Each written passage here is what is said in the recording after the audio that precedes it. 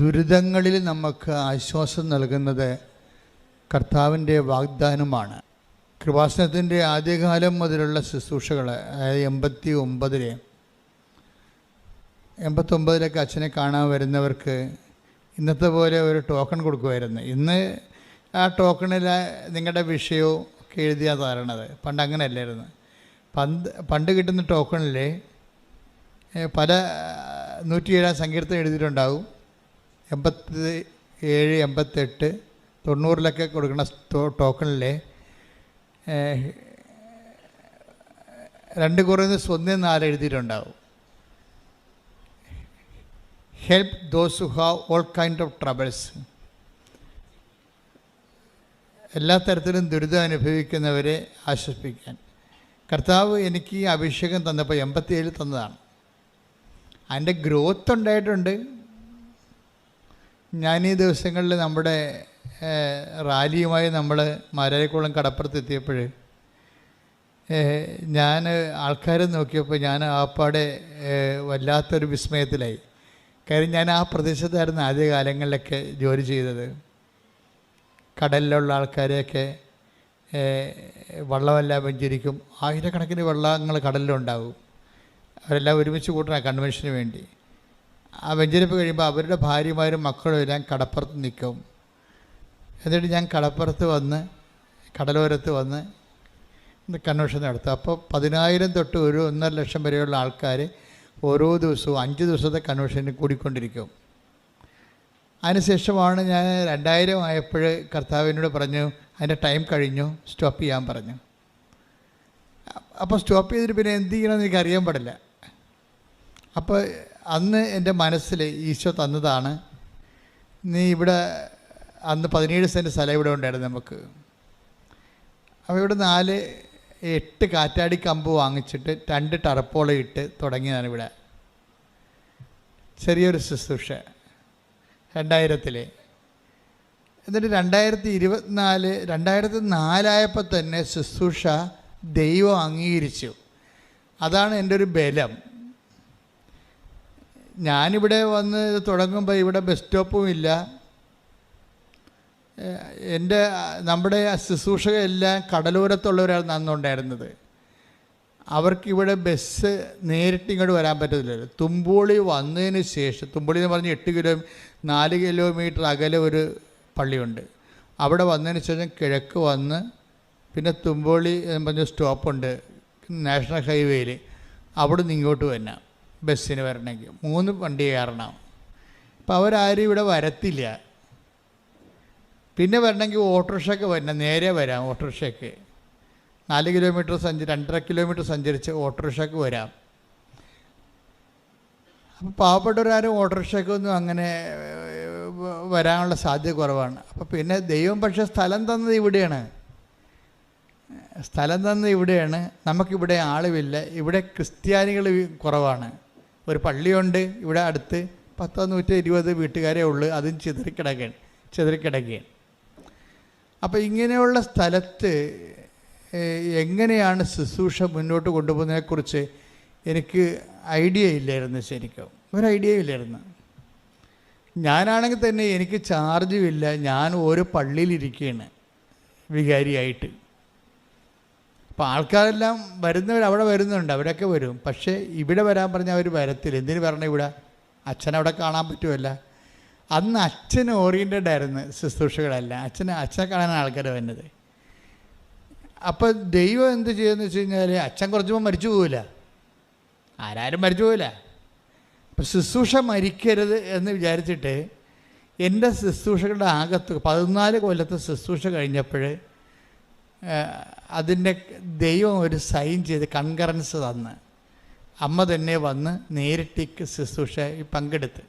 അതാണ് ആരാധന നടക്കുന്ന സമയത്താണ് അമ്മ പ്രത്യക്ഷപ്പെട്ടത് ഇവിടെ. എനിക്ക് പ്രത്യക്ഷപ്പെടുന്നത് ഞാൻ പറയത്തില്ല. കാര്യം എനിക്ക് പ്രത്യക്ഷപ്പെടുന്നത് എൻ്റെ പുറകിലാണ്. അല്ലല്ലോ, ഞാൻ തിരിഞ്ഞു നോക്കിയപ്പോഴല്ലേ അമ്മയെ കണ്ടത്. അല്ല, നിങ്ങൾ ജോസഫച്ചനെ മാതാവ് പ്രത്യക്ഷപ്പെട്ടതെന്നും പറയരുത്. എനിക്ക് പ്രത്യക്ഷപ്പെടണമെങ്കിൽ എൻ്റെ മുമ്പിലല്ലേ പ്രത്യക്ഷപ്പെടണ്ടേ. ഇത് സമൂഹ ആരാധന നടക്കുന്ന സമയത്ത് ആരാധനയുടെ ഇടയിൽ ആണ് ആരോ നിൽക്കണ പോലെ തോന്നിയപ്പോഴാണ് ഞാൻ തിരിഞ്ഞപ്പോഴാണ് സമയഘടികാരം നെഞ്ചിൽ ചാർത്തി 10:08. എനിക്ക് ആ പ്രത്യക്ഷീകരണത്തിലുള്ള ഭയങ്കരമായ കടുത്ത വിശ്വാസം എന്താണെന്നറിയാവോ? അതായത് നമ്മളൊരു മാതാവിനെ ജപമാലയും പിടിച്ച് പ്രത്യക്ഷപ്പെട്ടതോ അല്ലെങ്കിൽ ഉണ്ണീശനെ പിടിച്ച് നമ്മൾ സാധാരണ കാണുന്ന മാതാവിനെക്കുറിച്ചുള്ള ഒരു സങ്കല്പമുണ്ടല്ലോ, അതുമായിട്ട് ഒരു ബന്ധവുമില്ലാതെ, കളർ പോലും മോശമാണ്, എന്താണ് സിൽവർ ഗ്രേയുടെ കളറാണ്. അപ്പോൾ ഈ കളറിൽ ഇങ്ങനെ സമയ ഘടികാരം ചാർത്തി, അത് ക്ലോക്ക് വിമല ഹൃദയമാണ് ഇപ്പം നമ്മൾ വെച്ചിരിക്കുന്നത്. സഭയുടെ ഈ പ്രത്യക്ഷീകരണത്തിന് സഭയുടെ ഔദ്യോഗികമായ അംഗീകാരം കിട്ടിയാൽ മാത്രമേ ക്ലോക്ക് വെക്കാൻ പറ്റത്തുള്ളൂ. അതാണ് നിയമം, സഭാ നിയമം അതാണ്. അതുകൊണ്ടാണ് നിങ്ങൾക്ക് കാണാൻ വേണ്ടി പ്രദർശനത്തിന് അവിടെ വേറെ യഥാർത്ഥത്തിൽ പ്രത്യക്ഷപ്പെട്ട മാതാവിൻ്റെ രൂപകൽപ്പന ചെയ്തിരിക്കുന്നത്. അത് നിങ്ങൾക്ക് കാണാനാണ്. വണങ്ങണത് ഇവിടെ വണങ്ങാൻ പറ്റത്തുള്ളൂ. കാര്യം ഇത് സഭ ഔദ്യോഗികമായിട്ട് അംഗീകരിച്ചിട്ടുള്ള വിമല ഹൃദയത്തിൻ്റെ രൂപമാണ്. പക്ഷേ കൃപാസനം മാതാവിൻ്റെ ആകാര സൗഷ്ഠവത്തിലെ നിറത്തിലുമാണ് രൂപീകരിച്ചിരിക്കുന്നത്. അമ്മ ഈ ബിംബത്തിലൂടെ തന്നെയാണ് നമ്മളെല്ലാവരും അനുഗ്രഹിച്ചുകൊണ്ടിരിക്കുന്നത്.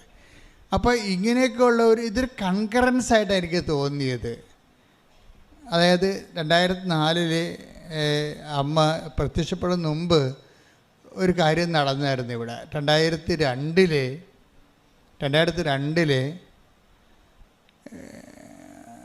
ഒരു മനുഷ്യൻ, അപ്പോൾ 2001 ഒരു മാതാവിൻ്റെ ഒരു നൊവേന ഞാൻ നടത്തിക്കൊണ്ടിരിക്കുകയായിരുന്നു അവിടെ വാടക്കപ്പള്ളിയിൽ. അപ്പോൾ അന്ന് അവിടുത്തെ വികാരിയാണ്. അന്ന് 800 വീട്ടുകാരുണ്ട് അവിടെ, വലിയ ഇടവകയിലാണ്. ഞാൻ മാത്രമേ ഉണ്ടായിരുന്നു നേതൃത്വത്തിലേക്ക്. ഇപ്പോൾ അവിടെ 2 അച്ഛന്മാരുണ്ട്. അവിടെ വീണുപോയ ഒരു നൊവേനപ്പാടാണത്. വലിയ നൊവേനൊക്കെ നടന്നിരുന്നൊരു സ്ഥലമാണ് വാടക്കിൽ. ഇപ്പോൾ കുറേ പ്രവർത്തകർക്ക് അതിൻ്റെ ഇപ്പോഴും അവിടെ അന്ന് വന്നത് ഇവിടെ ഉണ്ട്. അപ്പോഴേ ആ നൊവേന ഞാൻ 2ാമത് റീസ്റ്റാർട്ട് ചെയ്ത്. മാതാവിൻ്റെ നൊവേന വീണു പോയതാണ്. അപ്പോൾ അതുകൊണ്ട് വീണുപോയത് കൂടാരങ്ങളെ നിവർത്തി നിർത്തണത് കർത്താവിൻ്റെ ഒരു രക്ഷാകര പദ്ധതിയുടെ ഭാഗമാണ്. അതായത് പുരാതന നഷ്ടശിഷ്ടങ്ങളെ പുനരുദ്ധരിക്കുന്നവനെന്നും മതിലുകൾ പണിയുന്നവനെന്നും നീ അറിയപ്പെടും എന്ന് ഐസയുടെ വചനങ്ങളിലൊക്കെ പലപ്പോഴും എനിക്ക് എൻ്റെ മിഷനുമായിട്ട് ബന്ധപ്പെടുത്തി ഞാൻ പ്രാർത്ഥിച്ച് വചനമെടുക്കുമ്പോഴൊക്കെ കിട്ടിയിട്ടുണ്ട്. പുരാതന നഷ്ടശിഷ്ടങ്ങളെ പുനരുദ്ധരിക്കുന്നതാണ് നീ എന്ന്. നമ്മളെ സംബന്ധിച്ചിടത്തോളം എൻ്റെ മക്കളെ, നമ്മളുടെ നിങ്ങളെ എനിക്ക് നിങ്ങളോട് തരാനുള്ള ഉപദേശം എന്ന് വെച്ചാൽ, നിങ്ങളിപ്പോൾ പല ദുരിതങ്ങളുമായിട്ടിവിടെ വന്നിരിക്കുക അല്ലേ? ശരിക്കും പറഞ്ഞാൽ ഒരു ദുരിതമേ മനുഷ്യനേ ഉള്ളു. എന്താണ് ദുരിതം? ദൈവത്തെ ആയിട്ടൊരു ബന്ധമില്ലാത്തതാണ് ദുരിതം. നമ്മുടെ മക്കളില്ല, ജോലിയില്ല, വീട്ടിൽ കലഹമാണ്, ഉടമ്പടി അതിർത്തി ഭാഗോടമ്പടി നടക്കണില്ല, പല ദുരിതങ്ങളാണ്. ഈ പല ദുരിതങ്ങളെ എല്ലാത്തിനും കൂടി ഒറ്റ ദുരിതമേ ഉള്ളൂ മനുഷ്യന്. എന്താ കാര്യം? ദൈവവുമായിട്ട് കണക്ഷൻ ഇല്ലാത്തതാണ് ദുരിതം. ദൈവവുമായിട്ട് കണക്ഷൻ ഉണ്ടെങ്കിൽ 1000 ദുരിതം ഒറ്റയടിക്ക് തീരും. അപ്പം ദൈവം എപ്പോഴും ശ്രമിക്കണത് നിങ്ങളുടെ ഒരു പെർട്ടിക്കുലർ ദുരിതം മാറാൻ വേണ്ടിയല്ല, നിങ്ങളുടെ പൊതു ദുരിതമായ ദൈവവുമായിട്ടുള്ള ബന്ധങ്ങളെ ചരട് മുറിഞ്ഞു പോയിട്ടുണ്ടെങ്കിൽ അത് പുനഃസ്ഥാപിക്കാനാണ്. അങ്ങനെ ദൈവത്തിനുമായിട്ട് ഒരു നല്ല കമ്മ്യൂണിക്കേഷൻ വന്നാൽ, എൻ്റെ മക്കളെ, ഭയങ്കര രസമാണ് ഈ ജീവിതം. ദൈവവുമായിട്ടൊരു കമ്മ്യൂണിക്കേഷൻ വന്നാൽ എൻ്റെ മക്കളെപ്പോഴും ശ്രദ്ധിക്കേണ്ടത്, എന്ത് വില കൊടുത്തും ദൈവവുമായിട്ടൊരു ബന്ധം ഉണ്ടാക്കിയെടുക്കണം. നിങ്ങളുടെ വാഴ വെച്ചു, അത് കൊലക്കണ കർത്താവെന്നും പറഞ്ഞിട്ടുണ്ട്, 6 മാസം പ്രാർത്ഥിച്ചു, അധികം പ്രാർത്ഥിച്ചു, അത് ഞാൻ തെറ്റ് പറയണില്ല. പക്ഷെ നിങ്ങൾ പ്രേയറിൽ ഇൻറ്റൻഷൻ വെക്കുന്നത്, ദൈവം ഉദ്ദേശിക്കണത് ദൈവത്തിന് നമ്മളൊന്ന് കമ്മ്യൂണിക്കബിൾ ആകാൻ വേണ്ടിയാണ് ഉദ്ദേശിക്കുന്നത്. എന്ന് വെച്ച് കഴിഞ്ഞാൽ ദൈവത്തിന് ഒന്ന് സംഭാഷിക്കാൻ പറ്റിയ ഒരാളായിട്ട് നീ മാറണം. അതാണ് ദൈവത്തിൻ്റെ ഉദ്ദേശം. പക്ഷെ അത് നിങ്ങൾ അംഗീകരിക്കത്തില്ല, സമ്മതിക്കത്തുമില്ല. ഭയങ്കര മൽപ്പിടുത്തവും മർക്കടമുട്ടിയുമാണ് ദൈവമായിട്ട്. ഇപ്പം ഇത് തന്നെ എന്താ സംബന്ധിച്ച, പലരും ഉടമ്പടി എടുക്കുമ്പോൾ അവർക്ക് സംഭവിക്കുന്ന ഒരു തെറ്റെന്ന് പറയണത്, അവർ വല്ലപാട് 90 ദിവസം ഒന്ന് തികച്ചിട്ട് ആ കാര്യം നടന്നാലും നടന്നില്ലേലും ഇത് സ്റ്റോപ്പ് ചെയ്യണമെന്ന് ഉദ്ദേശിക്കുന്നവരാണ് 40% ആൾക്കാർ ഉടമ്പടിയിൽ. ഉടമ്പടി എടുക്കും. അവരുടെ മനസ്സിരിപ്പെന്ന് പറയണത് വല്ലപാടും 90 ദിവസം തേക്കണം. അല്ലെങ്കിൽ ഈ മനുഷ്യന് ഈ 5:30 എഴുന്നേക്കാൻ ആർക്ക് പറ്റും? അതാണ് വിഷയം. 5:30 എഴുന്നേക്കാൻ ആർക്ക് പറ്റും? അതുകൊണ്ട് വല്ലപാടും 90 ദിവസം ഒന്ന് തേച്ചാൽ പിന്നെ നമുക്ക് കിടന്നുറങ്ങാവില്ല. അതായിരിക്കും മനസ്സിരിക്കണത്. പക്ഷേ ദൈവം ഉദ്ദേശിക്കുന്നത് എന്താണെന്നറിയാമോ? അപ്പം നിങ്ങൾ ഉദ്ദേശിക്കുന്നത് അതാണ്, എങ്ങനെയെങ്കിലും ഈ വിഷയം ഒന്ന് ഇലക്കുമുള്ളും ദോഷമില്ലാത്ത രീതിയിൽ അവസാനിപ്പിക്കണം, വല്ല അനുഗ്രഹം കിട്ടിയാൽ അത്രയും നല്ലതല്ലേ എന്നൊക്കെ പറഞ്ഞുള്ള കൊച്ചു മിനിമം പരിപാടിയാണ് നിങ്ങൾ ഉടമ്പെടുക്കുമ്പോൾ നിങ്ങൾക്കുള്ളത്. ദൈവത്തിനുള്ളത് അതല്ല. ദൈവം പറയണത് നമുക്ക് തമ്മിലൊന്ന് സംസാരിക്കാം, നമ്മൾ തമ്മിലൊരു ഞാൻ നിങ്ങളുമായിട്ട് കമ്മ്യൂണിക്കേറ്റ് ചെയ്യാൻ ആഗ്രഹിക്കുന്നുണ്ട്, എനിക്ക് റിലേഷൻ കണ്ടിന്യൂ ചെയ്യാൻ ഉദ്ദേശിക്കുന്നുണ്ട്. അത് ദൈവത്തിൻ്റെ മനസ്സ് നിങ്ങൾ അറിയണം. ഞങ്ങളെപ്പോലുള്ളവരല്ല അതൊക്കെ പറഞ്ഞു തരേണ്ടത്. ദൈവം ഉദ്ദേശിക്കേണ്ടത് എനിക്ക് I want continue this relation with you. അതാണ് ദൈവം പറയണത്. എനിക്ക് നിങ്ങളുമായിട്ട് റിലേഷൻ കണ്ടിന്യൂ ചെയ്യാൻ, ഈ ബന്ധം ചെയ്യാൻ താല്പര്യമുണ്ട്. അപ്പോൾ നിങ്ങൾ പറയും, എനിക്കതിൻ്റെ ആവശ്യമില്ല, എനിക്ക് മകളെ കെട്ടിച്ച് കിട്ടിയാൽ മതി എന്ന് പറയും. എൻ്റെ മകനെങ്ങാനും ഒന്ന് കാനഡയിൽ പോയാൽ മതി, എനിക്ക് വേറെ പ്രശ്നമൊന്നുമില്ല, നമ്മൾ തമ്മിൽ അധികം അടുക്കാൻ കൊള്ളുകയെന്ന് എനിക്കറിയാമെന്ന് പറയും. ഒരു സ്മോള് പോലും അടിക്കാൻ പറ്റത്തില്ല, പിന്നെ എങ്ങനെ നിങ്ങളോട് അടിക്കണമെന്നാണ് നമ്മൾ ചോദിക്കണത്. അപ്പോൾ ദൈവം പറയും, നീ സ്മോളൊക്കെ അടിക്കാൻ നിനക്ക് പറ്റത്തില്ലായിരിക്കും, പക്ഷേ എന്നെ ഒന്ന് കമ്മ്യൂണിക്കേറ്റ് ചെയ്യാൻ 10 സ്മോൾ എടുത്തതിൻ്റെ വീര്യം കിട്ടും നിനക്ക്. അതാണ് ദൈവം. അതാണ് കാര്യം. നമുക്ക് ചില ഊന്നുവടികളല്ലേ, ഊന്നുവടി പോയാൽ നമ്മൾ വീഴുമെന്നല്ലേ പറയണത്. അപ്പോൾ കർത്താവ് പറയും, ഇങ്ങനെ വെള്ളം അടിച്ചില്ലെങ്കിലും സിഗരറ്റ് വലിച്ചില്ലെങ്കിലും ഈ ഊന്നുവടിയൊന്നും ഇല്ലെങ്കിലും നിന്നെ നടത്താൻ എനിക്കറിയാം, നിൻ്റെ ആരോഗ്യത്തിനും ആയുസ്സിലും നിന്നെ നിലനിർത്താൻ എനിക്കറിയാം. അപ്പോൾ നിങ്ങൾ പറയും, ഞാൻ ആ പരീക്ഷണത്തൊന്നുമില്ല, ഞാനിപ്പോൾ വളരെ ഓക്കെയാണ്, കംഫർട്ടാണ്, ഞാൻ ജസ്റ്റ് മുളക് അടിച്ച് കൂട്ടുകാരെ കണ്ട് മിനങ്ങി 2 പിക്നിക്കൊക്കെ പോയി 2 സിനിമയൊക്കെ കണ്ട് ഞാൻ ഓക്കെയാണ്, പിന്നെ നീ എന്തിനാണ് എൻ്റെ അടുത്ത് വന്ന്, എനിക്ക് വല്ലപാടി ജോലിയൊന്നും കിട്ടി, അത്രയോ എൻ്റെ പ്രശ്നം. അപ്പോൾ അത്രേ എൻ്റെ പ്രശ്നം ഉള്ളതെന്ന് നീ പറയും, എനിക്ക് എങ്ങനെയെങ്കിലും ജോലിയൊന്നും താ എന്നുള്ളതാണ് നിൻ്റെ പ്രശ്നം നീ പറയും. ഇത് പറയുമ്പോൾ ദൈവം ഓക്കെ എന്ന് നിന്നെക്കൊണ്ട് പറ്റത്തില്ലെങ്കിൽ നീ ജോലി ഞാൻ തരാം, നീ എങ്ങനെ സന്തോഷം ജീവിച്ചാൽ മതി എന്ന് പറഞ്ഞു. ദൈവം ഒരു സ്നേഹമായത് കാരണം എനിക്ക് ദൈവത്തെക്കുറിച്ച് കുറച്ചൊക്കെ അറിയാം. നല്ല കുറേ 4 വയസ്സ് മുതൽ ബന്ധമുള്ളതാണ്. അപ്പോൾ ദൈവത്തിൻ്റെ സ്വഭാവങ്ങളും രീതികളും എല്ലാ ഇടപാടുകളും ദൈവം അതായത് അറ്റ കൈയൊക്കെ നമ്മളെ സഹായിക്കുന്ന ആളാണ്. നമ്മൾ നന്നായിട്ട് ജീവിക്കണമെന്ന്, വിശുദ്ധി ഉണ്ടാകണം, കർത്താവിൻ്റെ കൽപ്പനകളൊക്കെ പാലിക്കണം എന്നുള്ള മിനിമം കാര്യമല്ലാതെ ദൈവം ആരുടെ മേലും വല്ലാത്ത ഒരു ഭാരമൊന്നും ചുമത്തുന്നില്ല. പിന്നെ ഭാരം ചുമത്തും, ഞങ്ങളെപ്പോലെയുള്ളവർക്ക് ഇത്തിരി ഭാരം ചുമത്തും. ഇപ്പോൾ എനിക്ക് കിഡ്നി ഡിസീസാണ്, എനിക്ക് ദൈവത്തിൻ്റെ സ്വഭാവം അറിയാവുന്ന കാരണം ഞാൻ ഈ സാധനം സുഖപ്പെടാതെ ഇരിക്കാൻ പറഞ്ഞിട്ടില്ല. എന്താ കാര്യം? എന്നോട് പറഞ്ഞിരിക്കുന്നത് ഒക്കെ നിനക്ക് ഡിസീസുണ്ട്, നീ ഇത് വെച്ച് തന്നെയാണ് ശുശ്രൂഷ ചെയ്യേണ്ടത്, നീ ഇത് വെച്ച് തന്നെ ശുശ്രൂഷ ചെയ്യേണ്ടത്. കാര്യം എന്താ വെച്ച് കഴിഞ്ഞാൽ ഈ ലോകത്ത് എല്ലാവരും പരാജയപ്പെട്ട സ്ഥലത്താണ് ക്രിസ്തു വിജയിച്ചത്. എല്ലാ മതങ്ങളുടെ ഉദ്ദേശം മനുഷ്യന് സന്തോഷം കൊടുക്കുക എന്നുള്ളതാണ്. അതിനെന്ത് ചെയ്യണം? ദുഃഖം മാറ്റണം. ദുഃഖം മാറ്റാൻ വേണ്ടി ചില ആൾക്കാർ ദുഃഖത്തെ ഫ്ലാറ്റായിട്ട് അങ്ങനെ ഇല്ലെന്ന് സബ്ലിമേറ്റ് ചെയ്തിടും. സങ്കല്പത്തിൻ്റെ സബ്ലിമേഷൻ നടക്കും ചിലർക്ക്. അങ്ങനെ ഇല്ല. ശ്രീബുദ്ധനൊക്കെ അങ്ങനെയുള്ള ആളാണ്. എന്ന് വെച്ചാൽ ദുഃഖത്തെ അവർ അംഗീകരിക്കണില്ല, അവർ അതിനെ ജീവിതത്തിൻ്റെ ഒരു ഈ ജീവിതത്തിൻ്റെ വേറെ ഒരു സൈദ്ധാന്തികമായ ലെവലിൽ ആശയപരമായിട്ടാണ് അതിനെ പ്രായോഗികമായിട്ടല്ല ദുഃഖത്തെ സമീപിക്കുന്നത്, ആശയപരമായിട്ടാണ് ദുഃഖത്തെ സമീപിക്കുന്നത്. അപ്പോൾ ദുഃഖമെന്ന് പറയുന്ന സംഭവം നമുക്ക് സന്തോഷമുള്ളതുപോലെ തന്നെ വേറെ ദുഃഖമെന്ന് പറഞ്ഞാൽ എക്സ്ട്രാ ആയിട്ട് ഈ ലോകത്തൊന്നും ഇല്ല. നമുക്ക് സന്തോഷം കുറേ ഉണ്ട് ഈ ലോകത്ത്. എല്ലാ തരത്തിലും മക്കളെ ജനിപ്പിക്കുന്ന സന്തോഷമാണ്, കുഞ്ഞുങ്ങളെ പോറ്റണ സന്തോഷമാണ്, അതുപോലെ തന്നെ കുഞ്ഞുങ്ങളെ വളർത്തണ സന്തോഷമാണ്, പരീക്ഷ ജയിക്കണ സന്തോഷമാണ്, മിഠായി തിന്നണ സന്തോഷമാണ്, ഭക്ഷണം കഴിക്കണ സന്തോഷമാണ്, അല്ലേ, നല്ല ഉടുപ്പ് ഇടണ സന്തോഷമാണ്. മുഴുവൻ സന്തോഷമേ ഉള്ളതിൻ്റെ അകത്ത്. പക്ഷേ അതിനിടയ്ക്ക് വല്ലപ്പോഴൊക്കെ ദുഃഖം വരും. അപ്പോൾ ഒരു 50-50 ശരിക്കും, അല്ലാതെ ദുഃഖം മാത്രമല്ല.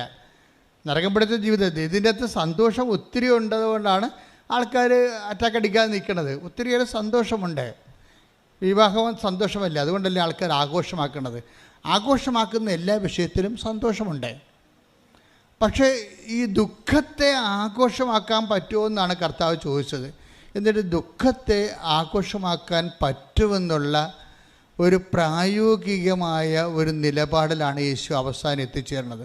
ദുഃഖത്തെ വേദനയെ ആഘോഷിക്കാൻ പറ്റും എന്ന് പറഞ്ഞാൽ എന്ന് വെച്ച് കഴിഞ്ഞാൽ അത് ഒരു പ്രത്യേക ഉദ്ദേശത്തിന് വേണ്ടി ആക്കിയെടുത്ത് ദുഃഖത്തിന് ദൈവം ഒരു പ്രത്യേക ലക്ഷ്യം കൊടുത്തു. ഇപ്പോൾ കൃപാസനത്തിൽ അങ്ങനെയല്ലേ, ഇപ്പോൾ ക്ലേശം വന്നാൽ, കുരിശ് വന്നാൽ, അപ്പോൾ ദുഃഖത്തിൻ്റെ എല്ലാത്തിൻ്റെയും പ്രതീകമായിട്ട് കർത്താവ് കുരിശിനെ എടുത്ത് അന്ന് നിലനിന്നിരുന്ന ദുഃഖത്തിൻ്റെ അല്ലെങ്കിൽ ക്ലേശത്തിൻ്റെ ദുരിതത്തിൻ്റെ ഒരു ഭാഗം അടയാളമായിട്ട് കുരിശിനെ എടുത്തു. എന്നിട്ട് കുരിശിനെ എന്ത് ചെയ്ത് പിതാവിൻ്റെ പേരിൽ കുരിശിനെ അക്സെപ്റ്റ് ചെയ്ത്. നമ്മൾ കുരിശിനെ റിജക്റ്റ് ചെയ്യല്ലേ ചെയ്യണത്. നമ്മൾ എന്തെങ്കിലും പ്രശ്നം വന്നാൽ അവിടുന്ന് തള്ളിക്കളയും. അപ്പോൾ ഈശോ മാത്രമാണ് കുരിശിനെ റിജക്റ്റ് ചെയ്യാതെ എടുത്തപ്പോൾ അത് എന്തുകൊണ്ടാണ് എടുത്തത്? ഈ കുരിശിന് മുഴുവനും കൃപയുണ്ടെന്ന് ഈശോയ്ക്ക് മനസ്സിലായി. എല്ലാ കുരിശിൻ്റെ അകത്തിലും കൃപയെന്നും പറഞ്ഞ്, കൃപയെന്ന് പറഞ്ഞാൽ എന്താണ്? പവർ ഓഫ് ഗോഡാണ്. ഈ പവർ ഓഫ് ഗോഡ് സന്തോഷങ്ങളിൽ എന്നൊക്കെ പറഞ്ഞത് കൃപയില്ലല്ലോ. കൃപയിൽ, സന്തോഷത്തിൽ കൃപയില്ല. അത് ബ്ലെസ്സിങ്സ് അല്ലേ, അനുഗ്രഹം എന്ന് പറയും. സന്തോഷത്തെ എവിടുന്നാണ് പറയണത്? ബ്ലെസ്സിങ്സാണ്, ഫിസിക്കൽ ഫേവേഴ്സാണ്, ഭൗതികമായ ആനുകൂല്യങ്ങളെന്ന് പറയും നമ്മൾ. ഈ ഭൗതികമായ ആനുകൂല്യങ്ങൾ ബോഡി ഓറിയൻറ്റഡ് ആണ്. നമ്മുടെ വീട്, ജോലി, വിവാഹം, മക്കൾ, പ്രമോഷൻ, PR, അതെല്ലാം ബോഡി ഓറിയൻറ്റഡാണ് സാധനം. അതിനെല്ലാം നമുക്ക് സന്തോഷം തോന്നും. പക്ഷേ എന്താ പറ്റുന്നത് വെച്ച് കഴിഞ്ഞാൽ ബോഡി തീരുമ്പോൾ അതും അങ്ങോട്ട് തീരും. ബോഡി എപ്പോൾ തീരുമെന്ന് പറയാൻ പറ്റത്തില്ല. ബോഡി എപ്പോൾ വേണമെങ്കിലും തീരാം. ബോഡിക്കുള്ള കുഴപ്പം അതാ. ബോഡി എത്ര ആരോഗ്യവാന്മാരായാലും ചിലപ്പോൾ പെട്ടെന്ന് ബോഡിയുടെ കപ്പാസിറ്റി തീരും. എല്ലാവരും വിചാരിക്കുന്നത് ബോഡി ഇങ്ങനെ നിലനിൽക്കും, സന്തോഷം നിലനിൽക്കും എന്നാണല്ല. ഈ രോഗങ്ങൾ നമ്മളെ പഠിപ്പിക്കുന്നൊരു പാഠം തന്നെ. രോഗങ്ങൾ വരുമ്പോൾ തന്നെ ഓർക്കുക, ഇത് ബോഡിയിലാണ് നമ്മൾ ഫീൽ ചെയ്യണത്. അതുകൊണ്ട് തന്നെ ഇന്നിപ്പോൾ സുഖപ്പെട്ടാലും നാളെ വേറെ രോഗങ്ങൾ വരാം. കരുത് ബോഡിയിലല്ലേ. ഇപ്പോൾ ബോഡി ആയപ്പോൾ ബോഡിക്ക് പ്രാധാന്യം കൊടുത്താൽ നമുക്ക് അവസാനം നെറ്റ് ബാലൻസിൽ ഇച്ഛാഭംഗങ്ങളുണ്ടാകും. ബോഡിക്ക് പ്രാധാന്യം കൊടുത്തു. അപ്പോൾ ഈശോ ബോഡിക്ക് പ്രാധാന്യം കൊടുക്കാഞ്ഞ കാരണം ഈ ബോഡി കൊണ്ട് മനുഷ്യൻ്റെ ക്ലേശങ്ങളെ എങ്ങനെ അക്സെപ്റ്റ് ചെയ്തിട്ട് അതിനൊരു പരിഹാരമെന്ന രീതി എങ്ങനെ ബലിയാക്കി കുരിശിലേക്ക് സമർപ്പിച്ചുകൊണ്ട് ഇത് കൃപയായിട്ട് ദൈവത്തിൻ്റെ ഇഷ്ടം നിറവേറ്റിക്കൊണ്ട് എങ്ങനെ കൃപയായിട്ട് കൺവേർട്ട് ചെയ്യാൻ പറ്റുമെന്നുള്ള ആലോചനയും പ്രാർത്ഥനയുമായിരുന്നു ഈശോ ജീവിതകാലം മുഴുവൻ ചെയ്തുകൊണ്ടിരുന്നത്. അതുകൊണ്ട് നമ്മൾക്ക് നിലനിൽക്കുന്ന രീതിയിലുള്ള ഒരു കൃപയുടെ പ്രശ്നം അത് ബ്ലെസ്സിങ് അല്ല. മിന്നൽ പോലെ വന്ന് പൊലിഞ്ഞു പുയർത്തിയിരുന്ന് പിന്നെ ഇരുട്ട് കയറണതാണ് ബ്ലെസ്സിങ്സ്. മിന്നലില്ലേ, മിന്നൽ വന്നു കഴിഞ്ഞാൽ ഒറ്റ വെളിച്ചമാണ് മിന്നൽ. പിന്നെ ഇരുട്ടാണ്. അതാണ് സന്തോഷത്തിൻ്റെ പ്രശ്നം. ഒരു സന്തോഷമുണ്ടായി, ആ സന്തോഷം പെട്ടെന്ന് തീരും. ഏതെങ്കിലും നിലനിൽക്കുന്ന സന്തോഷം നമ്മൾ അനുഭവിച്ചിട്ടുണ്ട്. നിത്യസന്തോഷം എന്നുള്ള വേറെ ഒരു സംഭവം സബ്സ്റ്റിറ്റ്യൂട്ട് ചെയ്ത് നിത്യസന്തോഷം, അതിന് കൃപ എന്ന് പറയും. അനുദിന സന്തോഷത്തെക്കാളുപരി നിത്യസന്തോഷം. ഈ കൃപ നമുക്ക് വരുമ്പോൾ അത് നല്ല ഹൈലി വാല്യൂബിളായത് കാരണം, നിത്യതയോളം നിലനിൽക്കുന്ന കാരണം. ഇപ്പം ഞാൻ തന്നെ അമ്മയെ കാണുമ്പോൾ എനിക്ക് എൻ്റെ ലൈഫ് തന്നെ മാറിപ്പോയി. എന്താ കാരണം? നമ്മൾ വിശ്വസിച്ചുകൊണ്ടിരുന്ന കാര്യങ്ങൾ എല്ലാവരും വിശ്വസിക്കുമ്പോഴൊക്കെ ചിലർ അതിനെതിരെ പറയുമ്പോൾ അങ്ങനെയാണാ, എല്ലാവരും വിശ്വസിക്കും. ദൈവത്തിൽ വിശ്വസിക്കാത്തവർ പിന്നെ ഇവിടെ വന്നിരിക്കുമോ? പക്ഷെ വിശ്വസിച്ചിട്ടിങ്ങനെ ജീവിച്ചാലും കുറച്ച് കഴിയുമ്പോൾ ഗതികേട് വരുമ്പോൾ ആൾക്കാർ പറയും, അത് കാര്യമില്ല, ഞാൻ ഉടമ്പടി എടുത്ത് 2 പുതുക്കുകയാണ്, ഇപ്പോൾ ഇങ്ങനെ ഗതികെട്ട് ജീവിക്കുകയാണ്.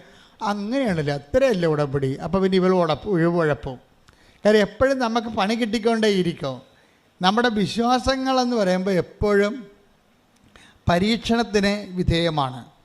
നമുക്ക് വിശ്വാസം ഡിസ്റ്റർബ് ചെയ്യാതെ ഒരു നോൺ ഡിസ്റ്റർബൻ ഏരിയ വിശ്വാസത്തിന് ഒരിക്കലും ഉണ്ടാകത്തില്ല.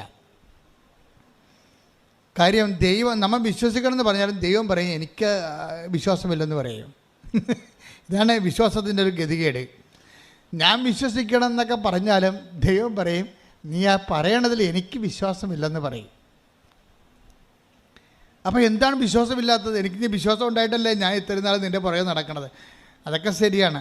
നിനക്ക് ടെസ്റ്റ് വന്നാൽ നീ അപ്പം തന്നെ നീ ഇട്ടച്ചും പോകുമെന്ന് പറയും.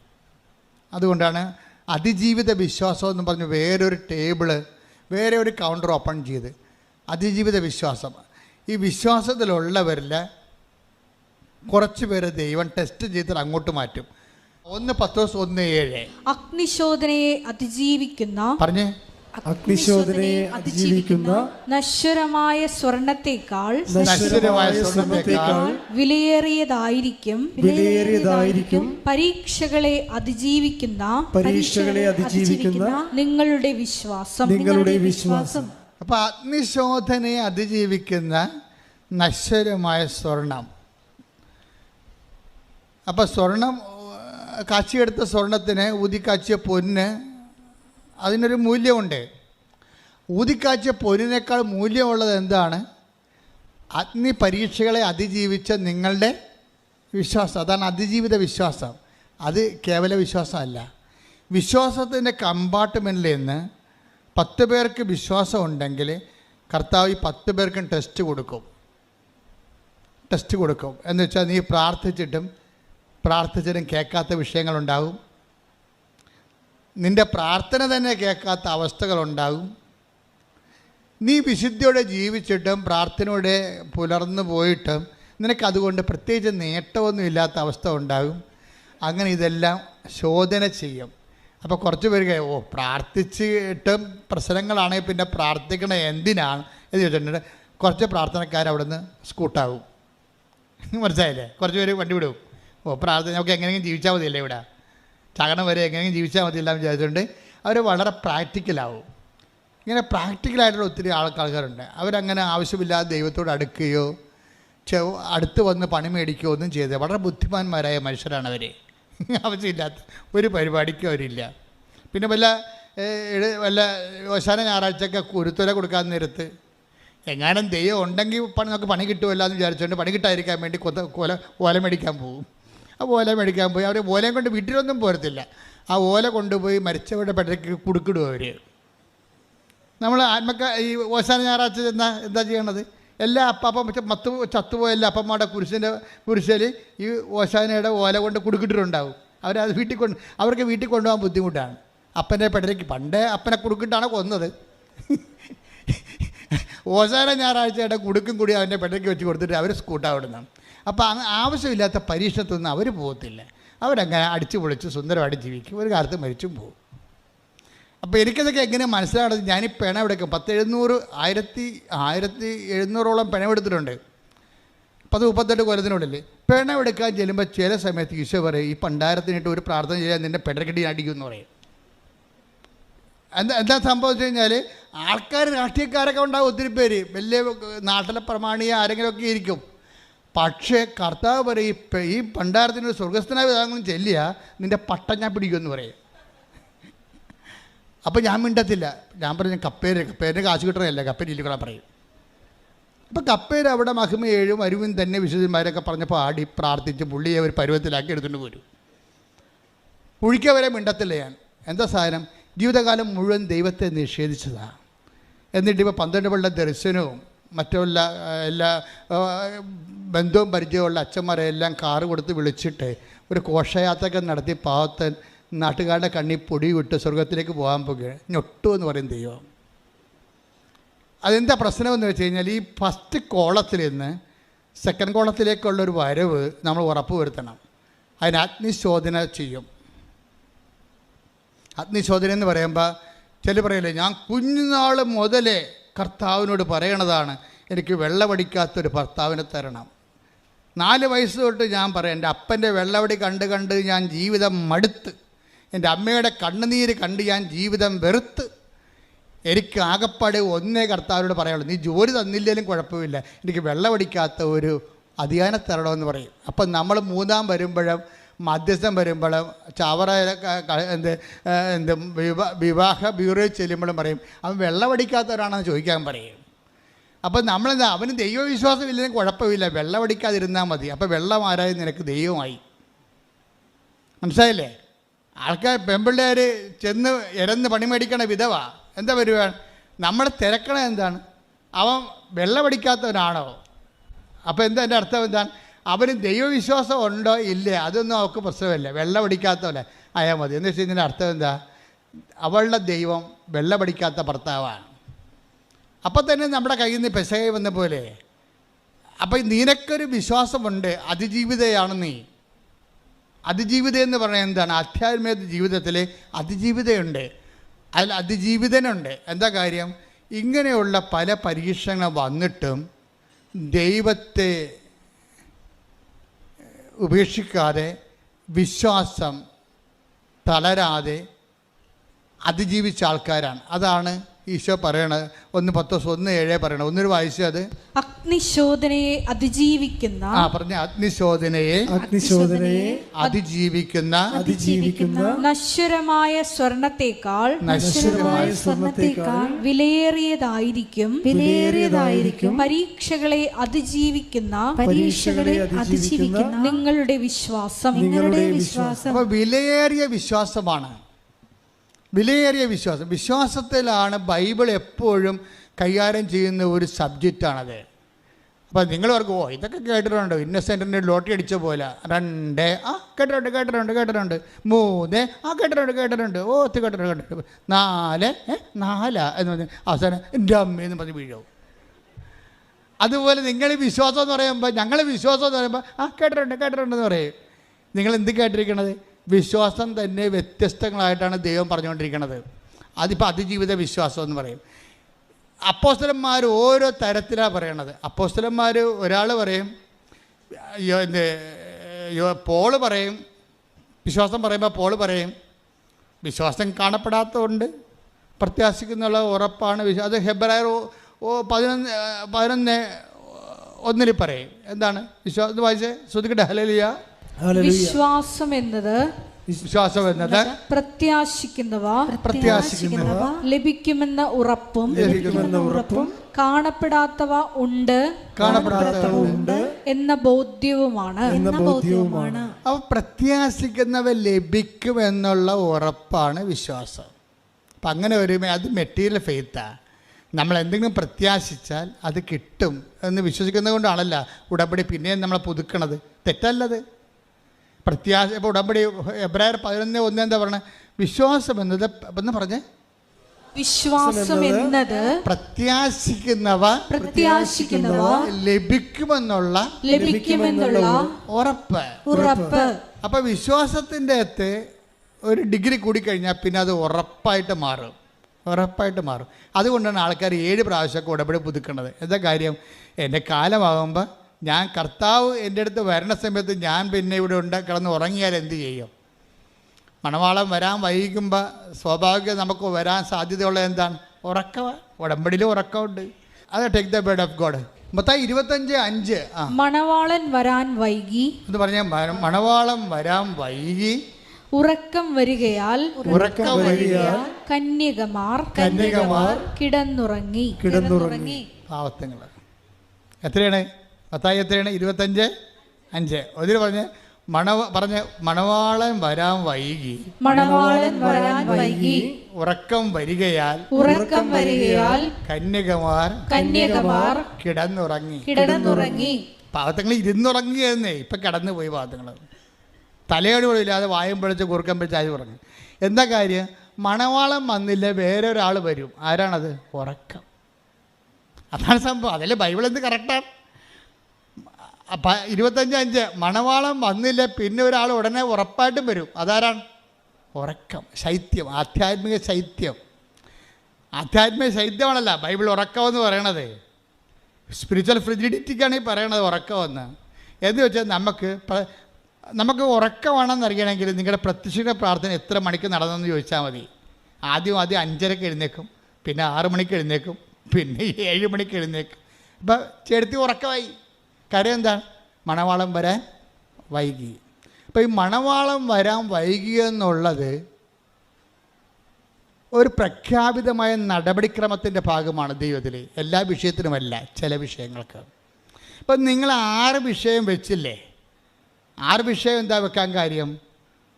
6 കൽപ്പരണി ഉള്ളത് കൊണ്ട് ഉടമ്പടി കർത്താവ് വെളിപാടിൻ്റെ ആ നല്ല കാലഘട്ടത്തിൽ എന്നോട് പറഞ്ഞത് 6 എന്ന് പറഞ്ഞ്.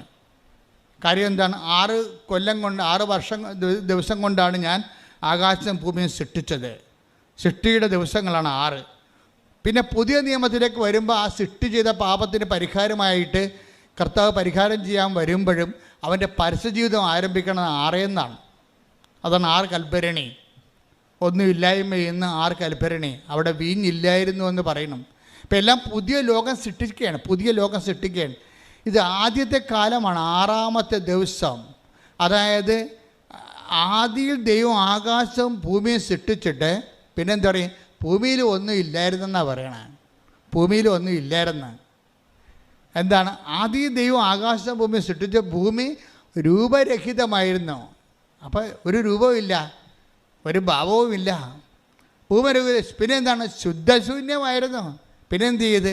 ആഴത്തിൻ്റെ മീതെ, അന്ധകാരത്തിൻ്റെ മീതെ, വെള്ളത്തിൻ്റെ മീതെ ആത്മാവ് ചലിച്ചു. അപ്പം അതുണ്ട, വെള്ളത്തിൻ്റെ മീതെ ആത്മാവ് ചലിച്ചിട്ടാണ് പഴയ ലോകം ഉണ്ടായത്.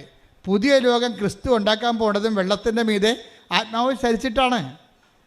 പറഞ്ഞ മനസ്സിലായില്ലേ? പണ്ട് അവ്വ ചെയ്തതിന് പകരം മറ്റൊരു അവ്വായെ ദൈവം സൃഷ്ടിച്ച് കൊണ്ടുവന്നിരിക്കുകയാണ് പരിശുദ്ധ അമ്മയായിട്ട്. കൈയടിക്കട്ടെ, ശ്രുതിക്കട്ടെ. ഹല്ലേലൂയ. കൂവിക്കുത്തി ഇരച്ചാർത്ത് രമ്പിത്തി ഇങ്ങനെ പോലെ കര വിഴുങ്ങാൻ നേർത്ത് വത്തിക്കാൻ്റെ ആ ജൽപ്പാടുകളിൽ നിന്നുകൊണ്ട് കൈ ഉയർത്തിക്കൊണ്ട് ഈ വലിയ മുക്കുവൻ പറയും, because I command in the name of Jesus. എൻ്റെ കർത്താവിൻ്റെ നാമത്തിൽ ഞാൻ കൽപ്പിക്കുന്നു, നീ അടങ്ങാൻ പറയും. എന്താ കാര്യം? നീ എൻ്റെ കർത്താവിൻ്റെ സൃഷ്ടി മാത്രമാണെന്ന് പറയും. ആ അധികാരം എന്ന് പറയണത് വല്ലാത്തൊരു അധികാരമാണ്. ഞാൻ ആ 78 പോലും അതൊക്കെ കണ്ടാണ് വളർന്നത്. ഞാൻ അച്ഛൻ പഠിക്കുന്ന കാലത്താണ് ഈ സംഭവങ്ങളൊക്കെ ലോകത്ത് നടക്കുന്നത്. അന്ന് പോലും ഞാൻ ജോൺ പോളിൻ്റെ ഓരോ കാര്യവും ശ്രദ്ധിക്കും. അപ്പോൾ ജോൺ പോളിൻ്റെ കയ്യിലുള്ള ഏറ്റവും വലിയ ആയുധം ജപമാലയാണ്. ഏറ്റവും വലിയ ജപമാലയാണ് ഉള്ളത്. അപ്പോൾ അതിനുശേഷം ജപമാല അദ്ദേഹത്തിൻ്റെ ശരീരത്തിൻ്റെ ഒരു അവയവമായിരുന്നു, അല്ലാതെ ഒരു അക്സസറി അല്ല. ഞാൻ പോപ്പന്മാരെയും മറ്റു വിശുദ്ധന്മാരെയൊക്കെ അളക്കണത് ജപമാല അവരുടെ ശരീരത്തിൻ്റെ അവയവമാണോ അത് അക്സസറി ആണോ എന്നാണ്. അക്സസറി ആണെന്ന് വെച്ച് കഴിഞ്ഞാൽ ഇപ്പം സൈക്കിളിനൊക്കെ ഒരേ ബെല്ല് പിടിപ്പിക്കുക. നമുക്ക് കമ്പനിയിൽ നിന്ന് കിട്ടുമ്പോൾ സൈക്കിളിൽ ബെല്ലൊന്നും ഉണ്ടാകത്തില്ല. ചിലപ്പോൾ ഈ ബ്രേക്ക് നമ്മളൊരു സാധനമൊക്കെ ഈ സോക്കറ്റൊക്കെ വെച്ച് പിടിപ്പിക്കത്തില്ലേ? കുറേ സാധനം വെച്ച് പിടിപ്പിക്കുമല്ല, നമ്പർ പ്ലേറ്റ് അതുപോലെയൊക്കെ വെച്ച് പിടിപ്പിക്കുന്നതാണ്. അതൊന്നും കമ്പനിയിൽ നിന്ന് കിട്ടത്തില്ല. അതുപോലെ ചിലർക്ക് ജപമാല ആക്സസറിയാണ് എന്ന് വെച്ചാൽ പിന്നീട് ആവശ്യമുള്ളപ്പോൾ വെച്ച് പിടിപ്പിക്കേണ്ട സംഭവമാണ്. ജപമാല പ്രാർത്ഥിക്കുമ്പോൾ കൊന്ത തപ്പി നോക്കും. കൊന്ത എന്ത് നോക്കി തപ്പി നടക്കും. കണ്ണ് ഇരുട്ടത്ത് തപ്പി നടക്കണില്ലേ? അക്സസറി എന്ന് പറയും. അവയവമാണെങ്കിൽ എപ്പോഴും കൊന്ത കയ്യിലുണ്ടാവും. മദർ തെരേസനെ ഞാൻ നിന്ന് അങ്ങോട്ടും ഇങ്ങോട്ടും സംസാരിച്ചിട്ടുള്ള മദർ തെരേസ. അപ്പോൾ എന്നെ ഞെട്ടിപ്പിച്ച് കളഞ്ഞ സംഭവം എന്ന് വെച്ചാൽ കൊന്ത അവിടെ അവയവമാണ്. 2 കൊന്തയാണ് അവർക്ക്. ഒരു കൊന്ത കയ്യിലിങ്ങനെ പിണച്ചിട്ടിരിക്കണം, വലിയ ഉണ്ടമണിക്കൊന്ത, കണ്ടാൽ പിടിച്ചു പോകും. അതിലൂടെ അവരുടെ വിശ്വാസം ഇങ്ങനെ ദൈവത്തിലേക്ക് മനുഷ്യന് വേണ്ടി ഇങ്ങനെ വിശ്വാസം പ്രഘോഷിച്ചും പ്രഖ്യാപിച്ചും പ്രവഹിച്ചും കൊണ്ടിരിക്കും. അവർ എന്താണ് എപ്പോഴും പ്രാർത്ഥന, ജപമാല പ്രാർത്ഥന നടന്നുകൊണ്ടിരിക്കും. പിന്നെ എന്താ സംഭവിച്ചതെന്ന് വെച്ച് കഴിഞ്ഞാൽ അവരുടെ അരക്കെട്ടിലൊരു കൊന്ത കിടപ്പുണ്ട്. ഞാൻ കഴിഞ്ഞ മാസം മദർ തെരേസയുടെ കബറിടത്തിൽ പോയി 1 മണിക്കൂർ നിന്ന് പ്രാർത്ഥിച്ച് കൽക്കട്ടയിൽ. കാര്യം ഞാൻ നേരിട്ട് അന്ന് കണ്ട മദർ തെരേസ ഒരു മനുഷ്യ സ്ത്രീയായിരുന്നു. ഇന്ന് അവരൊരു വിശുദ്ധയാണ്. അപ്പം ഞാൻ അവരോട് സംസാരിച്ചിട്ടുള്ളതല്ലേ. അപ്പോൾ അവരുടെ കുഴിമാടത്തിൽ പോകുമ്പോൾ എനിക്ക് വല്ലാത്തൊരു അഭിഷേകമാണ് തോന്നണത്. അവിടെ 1 മണിക്കൂറോളം ഞാൻ അവിടെ നിന്ന് പ്രാർത്ഥിച്ച്. കാര്യം എന്താ? അപ്പോഴൊക്കെ ഞാൻ ഓർത്തത് ഇവിടെ കയ്യെ പിണഞ്ഞു കിടക്കുന്ന ജപമാലയും പിന്നെ അരക്കെട്ടിൽ നിന്ന് താത്തിയിട്ടിരിക്കുന്ന ജപമാലയുണ്ട്, കെട്ടിത്തൂതി. അത് നമ്മുടെ കാലേ വന്ന് മുട്ടും. അത് കണ്ടു കഴിഞ്ഞാൽ അവർക്ക് 4.5 അടി പൊക്കമേ ഉള്ളൂ. അത് കാരണം ജപമാല വേണമെങ്കിൽ അവർക്ക് ചെറിയൊരു ജപമാല മേടിച്ചിട്ടാൽ മതിയായിരുന്നു. ഇവർ വലിയ നമ്മുടെ ഒരു ഭാഗമുള്ള ജപമാലയാണ് കെട്ടിയിട്ടുള്ളത്. അത് അരക്കെട്ടിൽ നിന്ന് കെട്ടിയിട്ട് താഴേക്ക് ഇട്ടിരിക്കുകയാണ്. അത് അവർക്ക് അവയവമാണ് ജപമാല. ജോൺ പോളിനും ജപമാല അവയവമാണ്. കാര്യം അതൊരു AK-47 പോലെ സംഭവമാണ്. എങ്ങാനും പിശാശ് എങ്ങാനും നമ്മുടെ വിശ്വാസത്തെയോ അതുപോലെ തന്നെ പിശാശ് നമ്മുടെ ജീവിത പരിസരങ്ങളിൽ വന്നു കഴിഞ്ഞാൽ ഇവനപ്പം തന്നെ എടുത്ത് ഷൂട്ട് ചെയ്യും. ഉടനെ ഓട്ടോമാറ്റിക്കായിട്ട് ജപമാല എടുത്ത് ഷൂട്ട് ചെയ്യും. കമാൻഡൊന്നും പറയണ്ടാരും, നമ്മൾ തന്നെ എടുത്തിട്ട് ഷൂട്ട് ചെയ്യും. കാര്യം എന്താ, ഇതിലെ പോകുന്ന ഉണ്ടമണികളെന്ന് പറയണത് വല്ലാത്ത സംഭവമാണ്. ഇതെല്ലാം TMD അടിച്ചിട്ടിരിക്കുന്നതാണ്. ഒരു സ്വർഗസ്ഥനായ പിതാവും 10 എണ്ണ ചെല്ലണ മുമ്പ് അത് മുഴുവൻ 6 വചനം 12 വചനങ്ങളാണ് പോണത്. 12 ഉണ്ടയാണ് ഒറ്റയടിക്ക് തീർക്കണത് ഒരു രഹസ്യത്തിൽ. അത് പടപടാന്ന് പൊട്ടും. അതെന്ന് പറയണത് അതിജീവിത വിശ്വാസം ഉണ്ടെങ്കിൽ പെട്ടെന്ന് വർക്കൗട്ട് ചെയ്യും. സാധാരണ വിശ്വാസക്കാരെക്കാൾ അതിജീവിത വിശ്വാസക്കാർക്കാണ് ജപമാല പൊട്ടണത്. അത് എപ്പോഴും പോക്കറ്റിലുണ്ടാകും, ചിലപ്പോൾ 1ഉം 2ഉം ഉണ്ടാകും. അത് അവയവമാണ്, അക്സസറി അല്ല. ഞാൻ കഴിഞ്ഞ ദിവസങ്ങളിൽ അർത്തിങ്കൽ സംസാരിച്ചായിരുന്നു.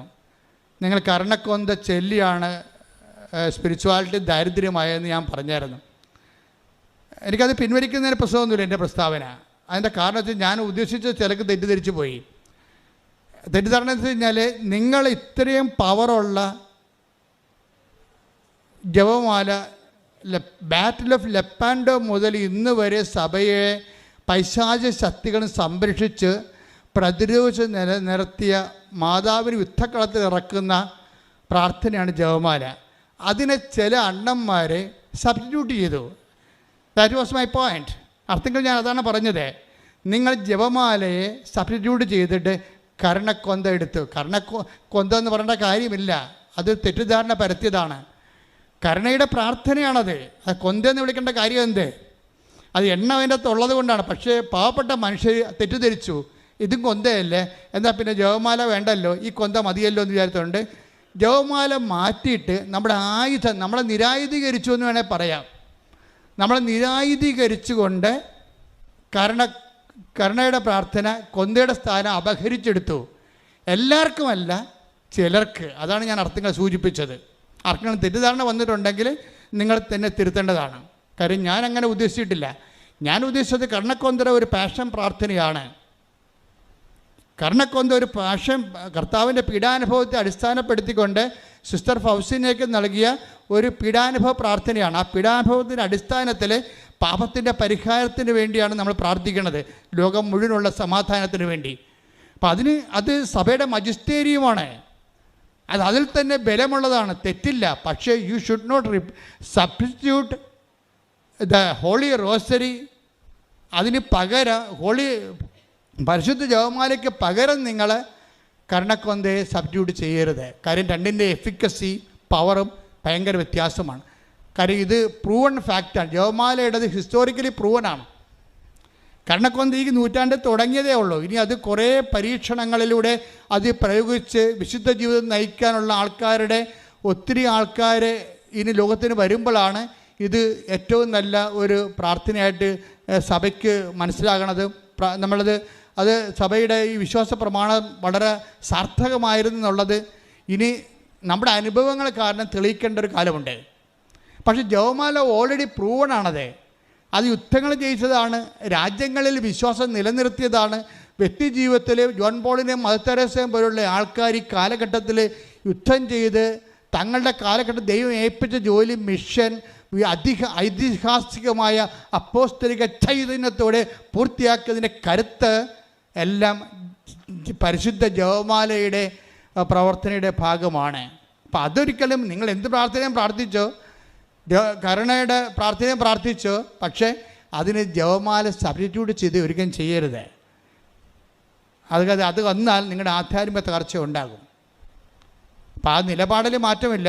ഞാൻ പറയാനെല്ലാം കറക്റ്റ് കാര്യങ്ങൾ തന്നെയാണ് പറയണത്. പക്ഷേ സബ്സ്റ്റിറ്റ്യൂട്ട് ചെയ്യരുതെന്നാണ് ഞാൻ പറഞ്ഞതിൻ്റെ അർത്ഥം. ശ്രുതിക്കട്ടെ ഹല്ലേലൂയ. കാര്യം ക്രിസ്തുവിനെ പോലും ടെസ്റ്റ് ചെയ്തിട്ടാണ് ദൈവം ദൗത്യത്തിന് കൊണ്ടുവന്നത്. ഒരു ദൗത്യത്തിനെ കൊണ്ടുവരാൻ പറയുന്നുണ്ടെങ്കിൽ ടെസ്റ്റും മിഷനും തമ്മിൽ ഭയങ്കര ബന്ധമാണ്. ടെസ്റ്റ് എന്ന ദൗത്യം എന്ന് പറഞ്ഞപ്പോൾ മരുഭൂമിയിലെ പരീക്ഷ കഴിഞ്ഞതിന് ശേഷമാണ് ഈശോനെ ശുശ്രൂഷയ്ക്ക് എടുത്തത്. അപ്പോൾ പിതാവായ ദൈവത്തിൻ്റെ മുമ്പിൽ പുത്രൻ തമ്പുരാന് പോലും ടെസ്റ്റിന് അതീതമല്ല, അധീനമാണ്. അപ്പം അതുകൊണ്ട് നമ്മളും ടെസ്റ്റിന് അധീനമായിരിക്കും. ഒരു പരീക്ഷ നമുക്കുണ്ടാവും. ഇപ്പം ഞാൻ മുമ്പ് പറഞ്ഞ പോലെ ഇപ്പം നിങ്ങൾ വിചാരിക്കും ഇവിടുത്തെ ഏറ്റവും വലിയ ടെസ്റ്റ് എന്താണ്? പ്രാർത്ഥിക്കാത്തവനൊക്കെ നിങ്ങളെക്കാൾ ഭൗതികമായ പുരോഗതി സ്വീകരിക്കുകയും പ്രാർത്ഥിക്കുന്ന നിങ്ങൾ എന്നും കുന്നും പലതരത്തിലും അവരൊക്കെ പുറകിലാകുകയും ചെയ്യുമ്പോൾ ടെസ്റ്റായില്ലേ? അതല്ലേ ഏറ്റവും വലിയ ടെസ്റ്റ് എന്ന് പറയണത്.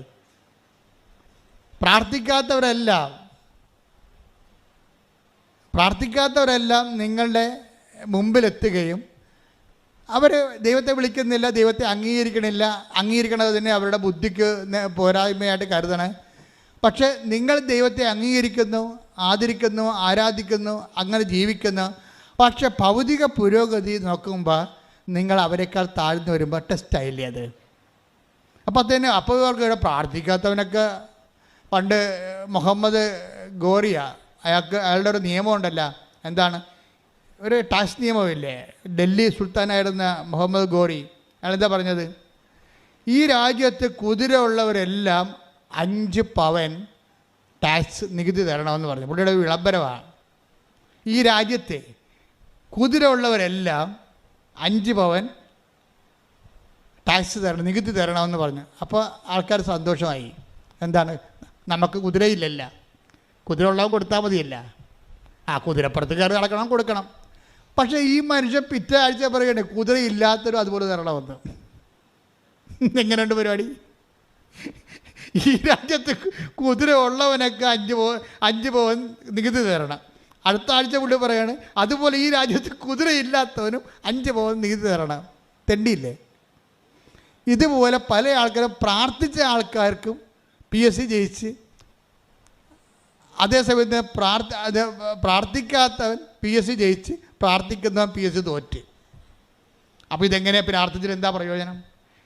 വിശ്വാസം കൊണ്ട് എന്ത് പ്രയോജനമെന്നുള്ള ചോദ്യത്തോടുകൂടിയാണ് ടെസ്റ്റ് തുടങ്ങണത്. ചില പൊട്ടന്മാർക്ക് മനസ്സിലാകത്തില്ല. അവരെ ചാപ്റ്റർ ക്ലോസ് ചെയ്യും അവിടെ വെച്ച്. വിശ്വസിക്കാതെ വെറുതെ ചുമ്മാ ചീട്ടും കളിച്ച് വെള്ളമടിച്ച് കിടന്നവനൊക്കെ കയറിപ്പോയി. നമ്മളിപ്പോൾ ദൈവമേന്ന് വിളിച്ച് നടക്കണം, നമ്മുടെ ഗതി ഇത് തന്നെ. പിന്നെ ഇതെന്താ ഇതുകൊണ്ട് ഇതിൻ്റെ കഥ ഒന്നുമില്ല. ഇത് അച്ഛന്മാരെ വയറ്റി പഠിപ്പിൻ്റെ ഓരോരുത്തർ ഉണ്ടാക്കി വെക്കുന്ന ഓരോ കഥകളിയല്ലേ. വീട്ടിലെ കുറേ ഡയലോഗ് കേട്ടപ്പോൾ നമ്മൾ ശരിക്കും ഫ്ലാറ്റായി. ദൈവം അതാ ഉദ്ദേശം. നിന്നെ ആരാ ഫ്ലാറ്റാക്കിയത്? പിശാചൊന്നുമില്ല, ദൈവമാണ് ഫ്ലാറ്റാക്കിയത്. നമ്മളീ പ്രലോഭനം പറഞ്ഞെന്ന് പറഞ്ഞിട്ട് നമ്മളോർക്കും പിശാച് ഒന്ന് ചെയ്യണമാണെന്ന്. അല്ല, കർത്താവിനെ പ്രലോഭിപ്പിച്ച് പ്രലോഭനത്തെ വിട്ടത് പിശാചാണോ? അല്ല, പിതാവായ ദൈവം അറിഞ്ഞിട്ടല്ലേ ആ പ്രലോഭനം നടന്നത്, അല്ലേ? അപ്പോൾ ദൈവം അറിഞ്ഞുകൊണ്ട് ടെസ്റ്റ് ചെയ്യും. ഇപ്പോൾ ഹവ്വായോട് എന്താ സംഭവിച്ചിരിക്കണത്? ഹവ്വായുടെ പിശാചിൻ്റെ അടുത്തേക്ക് ഇവനെ കൊണ്ടുപോവുകയാണ്. പിശാച് വന്നിട്ടുണ്ട്, അവന് നിന്നോട് എന്താ സംസാരിക്കാനുണ്ട്, നീ മരത്തിൻ്റെ താഴെ പോയി അവളോട് 2 ഡയലോഗൊക്കെ പറഞ്ഞിട്ട് വരാൻ പറയും. ഡയലോഗൊന്നും പറഞ്ഞ പിശാചിനെ വിട്ടത് ആരാണ്? പിശാച് വന്ന് ദൈവം അനുവദിക്കാതെ വല്ല പിശാചിന് നമ്മുടെ അടുത്ത് വരാൻ, ഒരു വിശ്വാസത്തിൻ്റെ അടുത്ത് വരാൻ പറ്റത്തില്ല. ജോബിൻ്റെ കഥ നോക്കിയാൽ മതി. ജോബിൻ്റെ കഥ എന്താ പറയണത്? ജോബ് പിശാചിൻ്റെ അടുത്ത് തലയിലും കെട്ടി വന്ന് എന്നിട്ട് പറയണത്. അപ്പോൾ ദൈവം ചോദിച്ചു, നീ ഭൂമിയിൽ പോയല്ലേ? ഞാൻ ഭൂമിയിൽ പോയി.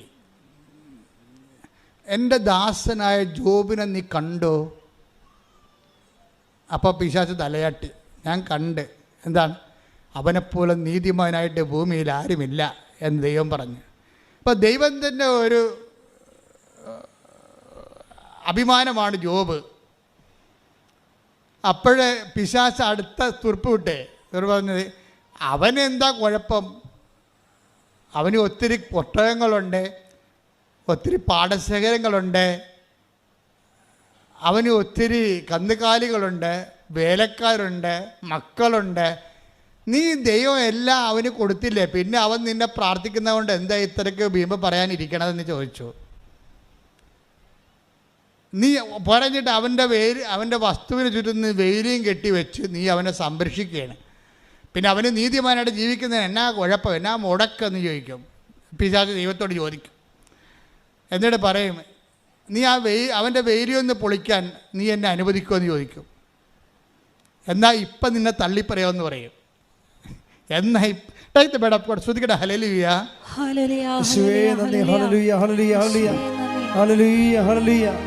ജോബ് 1:9-10.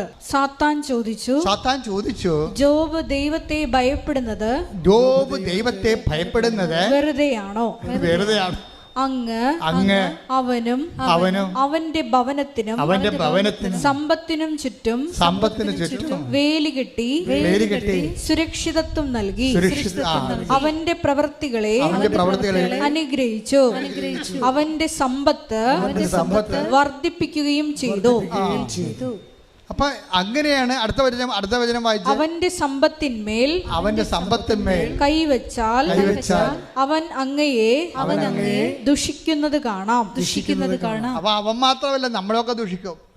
പണി കിട്ടിക്കഴിഞ്ഞാലേ പ്രാർത്ഥന എപ്പോൾ തീർന്നെന്ന് തോന്നിച്ചാൽ മതി. നമുക്കൊരു പണി കിട്ടിക്കഴിഞ്ഞാലേ പിന്നെ ഞായറാഴ്ച കുർബാനയ്ക്ക് പോകുന്നില്ല. ഭൂമി രൂപരഹിതമായി കഴിഞ്ഞാൽ, ആഴത്തിൽ അന്ധകാരം വ്യാപിച്ചു കഴിഞ്ഞാൽ, ഭാവി എന്ത് ചെയ്യണമെന്ന് അറിയാൻ പാടില്ലാതിരുന്നാൽ നമുക്ക് പിന്നെ എന്താണ്, നമ്മൾക്ക് ഈ അന്ധനെ കൈപിടിച്ച് നടത്തുന്ന ഒരാളുണ്ട്, അതാണ് ആത്മാവ്. നമ്മൾ അതുകൊണ്ട് നമ്മൾ എന്ത് ചെയ്യും? ഉടനെ വന്ന് ഉടമ്പടി എടുക്കും. എന്താ ചെയ്യും? ഉടമ്പടി എടുക്കുമ്പോൾ തന്നെ ഇവിടുന്ന് പറയും, നീ ആദ്യം ചെയ്യേണ്ടത് നഷ്ടപ്പെട്ട ആത്മാവിനെ നീ തിരിച്ചു പിടിക്കണം. അതിനെന്ത് ചെയ്യണം? പശ്ചാത്തപിക്കണം. ആര് യേശുനാമത്തിൽ പശ്ചാത്തപിച്ചാലും ആത്മാവിനെ കിട്ടും. ബൈബിളിൻ്റെ ഘടന അതാണ്. ആരാണ് യേശുവിനെ രക്ഷകനായിട്ട് അംഗീകരിച്ചിട്ട് നമ്മൾ ചെയ്ത പാപത്തിൻ്റെ പരിഹാരമായിട്ട് നമ്മൾ മരിക്കുന്നതിന് പകരം അവൻ നമ്മുടെ പരിഹാര ബലിയെ മരിച്ചു, അതിനാൽ ദൈവം അവനെ ഉയർത്തെഴുന്നേൽപ്പിച്ചു, അവൻ എൻ്റെ കർത്താവാണെന്ന് ആര് പറഞ്ഞാലും, കർത്താവേ നീ എൻ്റെ പാപത്തിൻ്റെ പരിഹാരമായി, അതുകൊണ്ട് നിൻ്റെ പരിഹാരത്തോട് ഐക്യദാർഢ്യം പുലർത്താൻ വേണ്ടി എൻ്റെ പാപത്തെക്കുറിച്ച് ഞാൻ പശ്ചാത്തപിക്കുമെന്ന് പറയാം. അതാ പൗലോസ് പറയണത്. വാട്ട് വി ഷുഡ് ഡു, ഞങ്ങൾ എന്ത് ചെയ്യണമെന്ന് ചോദിക്കാൻ പറയും, റിപ്പന്റ്. ഞങ്ങൾ എന്ത് ചെയ്യണമെന്ന് ചോദിച്ചു ഈ ആത്മാവിനെ കിട്ടാൻ ഞങ്ങൾ എന്ത് ചെയ്യണം? അപ്പോൾ പത്രോസ് പറഞ്ഞു, റിപ്പന്റ്, നിങ്ങൾ പശ്ചാത്തപിക്കുക. Take the bread of God. അപ്പോസ്തല പ്രവർത്തനം 2:37-38. ഇത് കേട്ടപ്പോൾ അവർ ഹൃദയം നുറുങ്ങി പത്രോസിനോടും മറ്റപ്പോസ്തലന്മാരോടും ചോദിച്ചു, സഹോദരന്മാരെ, ഞങ്ങൾ എന്താണ് ചെയ്യേണ്ടത്? പത്രോസ് പറഞ്ഞു, നിങ്ങൾ പശ്ചാത്തപിക്കുവിൻ, പാപമോചനത്തിനായി എല്ലാവരും യേശുക്രിസ്തുവിന്റെ നാമത്തിൽ സ്നാനം സ്വീകരിക്കുവിൻ, പരിശുദ്ധാത്മാവിന്റെ ദാനങ്ങൾ നിങ്ങൾക്ക് ലഭിക്കും. എന്ത് സുന്ദരമായ രീതിയിലാണ് പറഞ്ഞിരിക്കുന്നത്. പശ്ചാത്താപം കൊണ്ട് നഷ്ടപ്പെട്ട ആത്മാവിനെ നിങ്ങൾക്ക് തിരിച്ചു പിടിക്കാൻ പറ്റും. പശ്ചാത്താപം കൊണ്ട് നിങ്ങൾക്ക് ഇന്ന് വരെ കിട്ടാത്ത ആത്മാവിനെ പുതുതായിട്ട് നിങ്ങൾക്ക് ലഭിക്കാൻ പറ്റും. എന്താണ്? പക്ഷേ in the name of Jesus ഉള്ളി, കർത്താവിൻ്റെ നാമത്തിലായിരിക്കണം. കാര്യം എന്താണ്? പാപത്തിന് കടം വീട്ടിയത് അവൻ്റെ ജീവനും മരണവുമാണ്. നിന്റെ പാപത്തിന് നിനക്ക് പകരക്കാരനായി പരിഹാരം ചെയ്ത് അവരാണെങ്കിൽ അവൻ്റെ പരിഹാരം ഞാൻ അംഗീകരിച്ചുകൊണ്ട് അത് ഏറ്റുപറയുമ്പോൾ അവന് രക്ഷകനായി മാറുമെന്ന്. കർത്താവേ, നീ പാപത്തെ ഏറ്റെടുത്തു, എൻ്റെ പാപത്തെയും ലോകം മുഴുവനുള്ള മനുഷ്യരുടെ മുഴുവൻ പാപത്തെയും കാലാകാലങ്ങൾ വരെ ഏറ്റെടുത്തിട്ടുണ്ടെങ്കിൽ അത് കുരിശായി മുൾക്കിടമായി തിരുവിലായാലും മുറിവായി നീ നിൻ്റെ സ്വന്തം ശരീരത്തിലെ പഞ്ചക്ഷതങ്ങളായി ചാർത്തിയെടുത്തിട്ടുണ്ടെങ്കിൽ അത് ഞാൻ ആരാധിക്കുന്നു, മഹത്വപ്പെടുത്തുന്നു. കാരണം എൻ്റെ നന്മയും എൻ്റെ പാപപരിഹാരമാണ് നീ. എൻ്റെ പാപപരിഹാരവും എൻ്റെ പരിഹാരത്തിനുള്ള എൻ്റെ പുനരുദ്ധാനവും മരണത്തെ ജയിച്ചു ഞാൻ നിന്നിലൂടെ ജയിച്ചുകൊണ്ട് കർത്താവേ, അതുകൊണ്ട് തന്നെ ഞാൻ പാപത്തോട് വിടുതൽ പറയുന്നു. ഞാൻ പാപത്തോടുള്ള സഹിത്വം ഉപേക്ഷിക്കുന്നു. Why I should abandon the sin? എന്തുകൊണ്ട് ഞാൻ പാപം ഉപേക്ഷിക്കണം? കാരണം നീ ദൈവത്തെ സ്നേഹിക്കുന്നുണ്ടെങ്കിൽ നിൻ്റെ പാപത്തിൻ്റെ പരിഹാരമായി ക്രിസ്തു സ്വന്തം ശരീരത്തിലെ പാപത്തിൻ്റെ പരിഹാരം കുരിശായി മുൾക്കിടമായി ഏറ്റുവാങ്ങിച്ചിട്ടുണ്ടെങ്കിൽ ആ ക്രിസ്തുവിനെ നീ സ്നേഹിക്കുമ്പോൾ ആ ക്രിസ്തു നിനക്ക് വേണ്ടി മരിച്ചു നിൻ്റെ പാപങ്ങൾ ഏറ്റെടുത്തെന്ന് പറയുമ്പോൾ ക്രിസ്തുവിനെ മരണത്തിലേക്ക് നയിച്ച പാപത്തോട് എനിക്ക് സന്ധിയില്ലെന്ന് പറയാനുള്ള ചങ്കൂറ്റം ഉടമ്പടി എടുക്കുന്നവർക്കുണ്ടെങ്കിൽ അപ്പോഴാത്മാവ് ചലിക്കും. വെള്ളത്തിന് മീതെ രൂപരഹിതമായ നിന്റെ ജീവിതത്തിന്റെ മുകളിലൂടെ ദൈവത്തിന്റെ ആത്മാവ് ചലിക്കും. ശ്രുതികട്ടെ. അത് എന്നിലും നിന്നിലും പ്രവർത്തിക്കുന്നതിൻ്റെ അടിസ്ഥാന സ്റ്റെപ്പ് ആദ്യ നടപടിക്രമവും അനുതാപമാണ്. പ്രാർത്ഥിക്കുക. കർത്താവായ ദൈവമേ, കർത്താവായ ദൈവമേ, അങ്ങയുടെ തിരിച്ചോരെ അനുസ്മരിച്ചുകൊണ്ട് അങ്ങയുടെ തിരിച്ചോരെ അനുസ്മരിച്ചുകൊണ്ട് അനുതാപത്തിലേക്ക് നയിക്കണമേ. എന്നെ അനുതാപത്തിലേക്ക് കർത്താവായ നയിക്കണമേ. ദൈവമേ, കർത്താവായ ദൈവമേ, അങ്ങയുടെ തിരുവിലാലും മുറിവിനെ അങ്ങയുടെ തിരുവിലാവിലെ മുറിവിനെ അനുസ്മരിച്ചുകൊണ്ട് അനുസ്മരിച്ചുകൊണ്ട് എന്നെ പശ്ചാത്താപത്തിലേക്ക് എന്നെ പശ്ചാത്താപത്തിലേക്ക് നയിക്കണമേ. കർത്താവായ ദൈവമേ, കർത്താവായ ദൈവമേ, അങ്ങയുടെ തിരുശിരസ്സിലെ അങ്ങയുടെ തിരുശിരസ്സിലെ അമർന്നിറങ്ങിയ മുൾക്കിരീടത്തെ അനുസ്മരിച്ചുകൊണ്ട് എന്നെ അനുതാപത്തിലേക്ക് നയിക്കണമേ. അങ്ങേ നയിച്ച ആത്മാവിന്റെ ശക്തിയാൽ ഞാനും നയിക്കപ്പെടട്ടെ. അങ്ങയുടെ പീഡാനുഭവത്താൽ, അങ്ങയുടെ കുരിശുമരണത്താൽ, അങ്ങയുടെ പുണ്യത്താൽ നേടിയെടുത്ത ആത്മാവിനാൽ വിശ്വാസ സമൂഹത്തെ ഇപ്പോൾ അഭിഷേകം ചെയ്യണമേ. രൂപരഹിതമായ ഭൂമിയെപ്പോലെ ആഴത്തിന്റെ മീതെ അന്ധകാരം വ്യാപിച്ചതുപോലെ എന്റെ ദൈവമേ, എന്റെ ജീവിതം രൂപരഹിതമായി ഇരുട്ട് കയറി ഭാവിയെ കുറിച്ച് യാതൊരു പ്രതീക്ഷയുമില്ലാതെ കർത്താവേ ഞാൻ വഴിമുട്ടി നിൽക്കുന്നു. കർത്താവേ, എന്റെ ജീവിതത്തിന്റെ ഇരുട്ടിലൂടെ അമ്മേ പരിശുദ്ധാത്മാവേ, നിന്നെ നയിച്ച ആത്മാവിനാൽ എന്നെ ഇപ്പോൾ അഭിഷേകം ചെയ്യണമേ. എന്നെ ഇപ്പോൾ അഭിഷേകം ചെയ്യണമേ. ഇടിമുഴക്കം പോലെ ആദിയിൽ ദൈവം ആകാശം സൃഷ്ടിച്ചപ്പോൾ രൂപരഹിതമായതുപോലെ, ശൂന്യമായതുപോലെ, ആഴത്തിൽ അന്ധകാരം വ്യാപിച്ചതുപോലെ ഒരു മനസ്സായിരുന്നു അമ്മയുടേത്. അന്ന് അമ്മ അപ്പായോട് ചോദിച്ചു, അപ്പാ ഇതെങ്ങനെ സംഭവിക്കും? ഞാൻ ഇരുട്ടിനെ എങ്ങനെ തരണം ചെയ്യും? ഞാൻ ഈ അന്ധകാരത്തെ എങ്ങനെ അതിജീവിക്കാം? അപ്പാ ഞാൻ പുരുഷനെ അറിയുന്നില്ലല്ലോ, ഇനി വരാൻ പോകുന്ന എല്ലാ പുകിലുകളും ഞാൻ എങ്ങനെ അതിജീവിക്കും ചോദിച്ചപ്പോൾ അപ്പാ പറഞ്ഞു, പരിശുദ്ധാത്മാവ് നിന്റെ മേൽ വരും, കൈയടിക്കട്ടെ. Power of God, a spirit of God. നിങ്ങൾ ഉടമ്പടിയിൽ നിങ്ങൾ ഒരു പത്രം കൊടുക്കുമ്പോൾ കൈമാറുമ്പോഴേ നിങ്ങളുടെ വിശ്വാസം കൈമാറുന്നു. വിശ്വാസത്തിൻ്റെ ആത്മമണാളനായി യേശുക്രിസ്തുവിനെ നിങ്ങൾ കൈമാറുന്നത്. ആ കൈമാറി കഴിയുമ്പോഴേ കർത്താവേ, ഈ വിശ്വാസ കൈമാറ്റത്തിൻ്റെ അടിസ്ഥാനത്തിൽ അങ്ങയുടെ ആത്മാവിനാൽ എന്നെ ശക്തീകരിക്കണമെന്ന് പ്രാർത്ഥിക്കുക. കർത്താവേ, ഉടമ്പടിയിലൂടെ ഞാൻ നിർവഹിക്കുന്ന ആത്മരക്ഷാ പ്രവർത്തനങ്ങളിലൂടെ ഈ വിശ്വാസ കൈമാറ്റത്തിനായി അപ്പോസ്തല സ്ഥാനത്തിലേക്ക്, ശുശ്രൂഷ സ്ഥാനത്തിലേക്ക് ആ ജോലികൾ പങ്കിടാൻ വേണ്ടി എന്നെ തിരഞ്ഞെടുത്തതിന് നന്ദി പറയുന്ന കർത്താവേ, കാലങ്ങളിലെ കൈമാറാൻ എനിക്കും ആത്മാവിനാൽ എന്നെയും ആത്മാവിനാൽ ശക്തിപ്പെടുത്തണമേ. ആത്മാവ് വരുമ്പോഴും നമ്മൾക്ക് ചെയ്യണത് പാപം ഒഴിവായി പ്രലോഭനങ്ങളോട് നമ്മൾ ശാശ്വതമായ രീതിയിൽ സുല്ല് പറഞ്ഞു കഴിയുമ്പോൾ ഉടനെ എന്താ ചെയ്യണത്? We will be empowered. അതാണ് 2:4 എടുത്ത് ആത്മാവിൻ്റെ ശക്തിയോടെ അവൻ മരുഭൂമിയിലേക്ക് വന്നു. മരുഭൂമിയിൽ നിന്ന് തിരിച്ചു വന്നു. അവൻ ഗലീലയിലേക്ക് വന്നു. Take the bed of God. 4:14. യേശു ആത്മാവിന്റെ ശക്തിയോടുകൂടി യേശു ആത്മാവിന്റെ ശക്തിയോടുകൂടി ഗലീലയിലേക്ക് മടങ്ങിപ്പോയി. ഓക്കെ, അത് മനസ്സിലായില്ലേ? മരുഭൂമിയിലെ പരീക്ഷ കഴിയുമ്പോഴുടനെ ഒരു പാപത്തോട് നിങ്ങൾ സുല്ല് പറയുമ്പോൾ നിങ്ങൾ എന്താ സംഭവിക്കുക? ഓട്ടോമാറ്റിക്കായിട്ട് എന്താ സംഭവിക്കണത്? പാപം ഒഴിഞ്ഞു പോകുക മാത്രമല്ല ചെയ്യണത്, നിങ്ങൾ പരിശുദ്ധാത്മാവിൽ നിറയുന്നു. ഇത് രണ്ടും ഒരു സ്വിച്ചിൽ 2 കാര്യങ്ങൾ നടക്കും. ഒരു നിമിഷം നമ്മൾ പശ്ചാത്തപിച്ച പാപത്തെ ഉപേക്ഷിക്കാൻ തീരുമാനിച്ചാൽ ഓട്ടോമാറ്റിക്കായിട്ട് will be empowered the spirit. അതുകൊണ്ട് തന്നെ നിന്നിൽ നിറയാൻ പോകുന്ന പരിശുദ്ധാത്മാവിനെക്കുറിച്ച് നിനക്കൊരു മുൻധാരണ ഉണ്ടാകണം. എന്താണ്? ഓരോ പാപവും, ഓരോ ദുശ്ശീലവും, ഓരോ ദുഷിച്ച ബന്ധങ്ങളും നീ അതിനോടെല്ലാം ബൈ പറഞ്ഞ് ഒത്തുതീർപ്പിൽ എത്താതെ നീ ഒന്നേക്കും ഉപേക്ഷിക്കുമ്പോൾ നിങ്ങൾ പരിശുദ്ധാത്മ നിറഞ്ഞുകൊണ്ടിരിക്കുകയാണ്. പരിശുദ്ധാത്മാ ശക്തിപ്പെട്ടുകൊണ്ടിരിക്കുകയാണ്.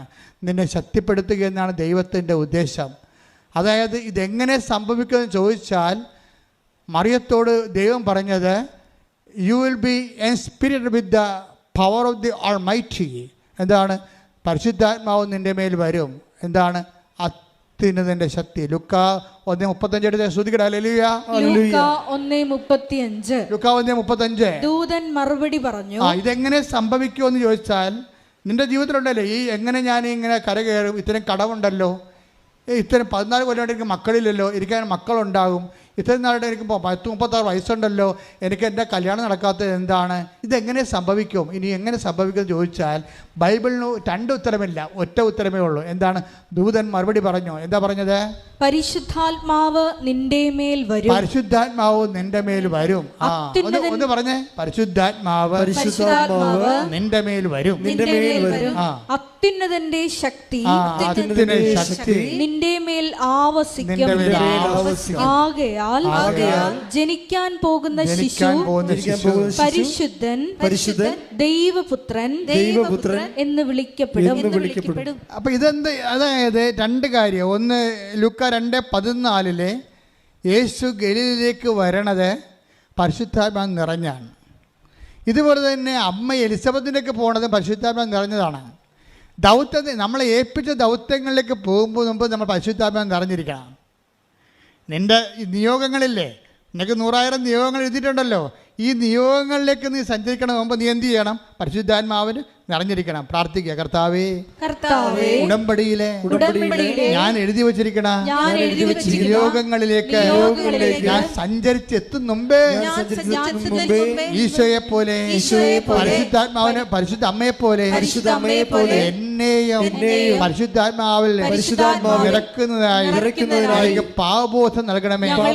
പാപത്തോട് ഒത്തുതീർപ്പില്ലാതെ വിശുദ്ധമായ ജീവിതം നയിക്കാൻ എന്നെ പ്രത്യേകമായി അഭിഷേകം ചെയ്യണമേ. എപ്പോഴും ശ്രദ്ധിക്കേണ്ട ഒരു വിഷയമാണ്.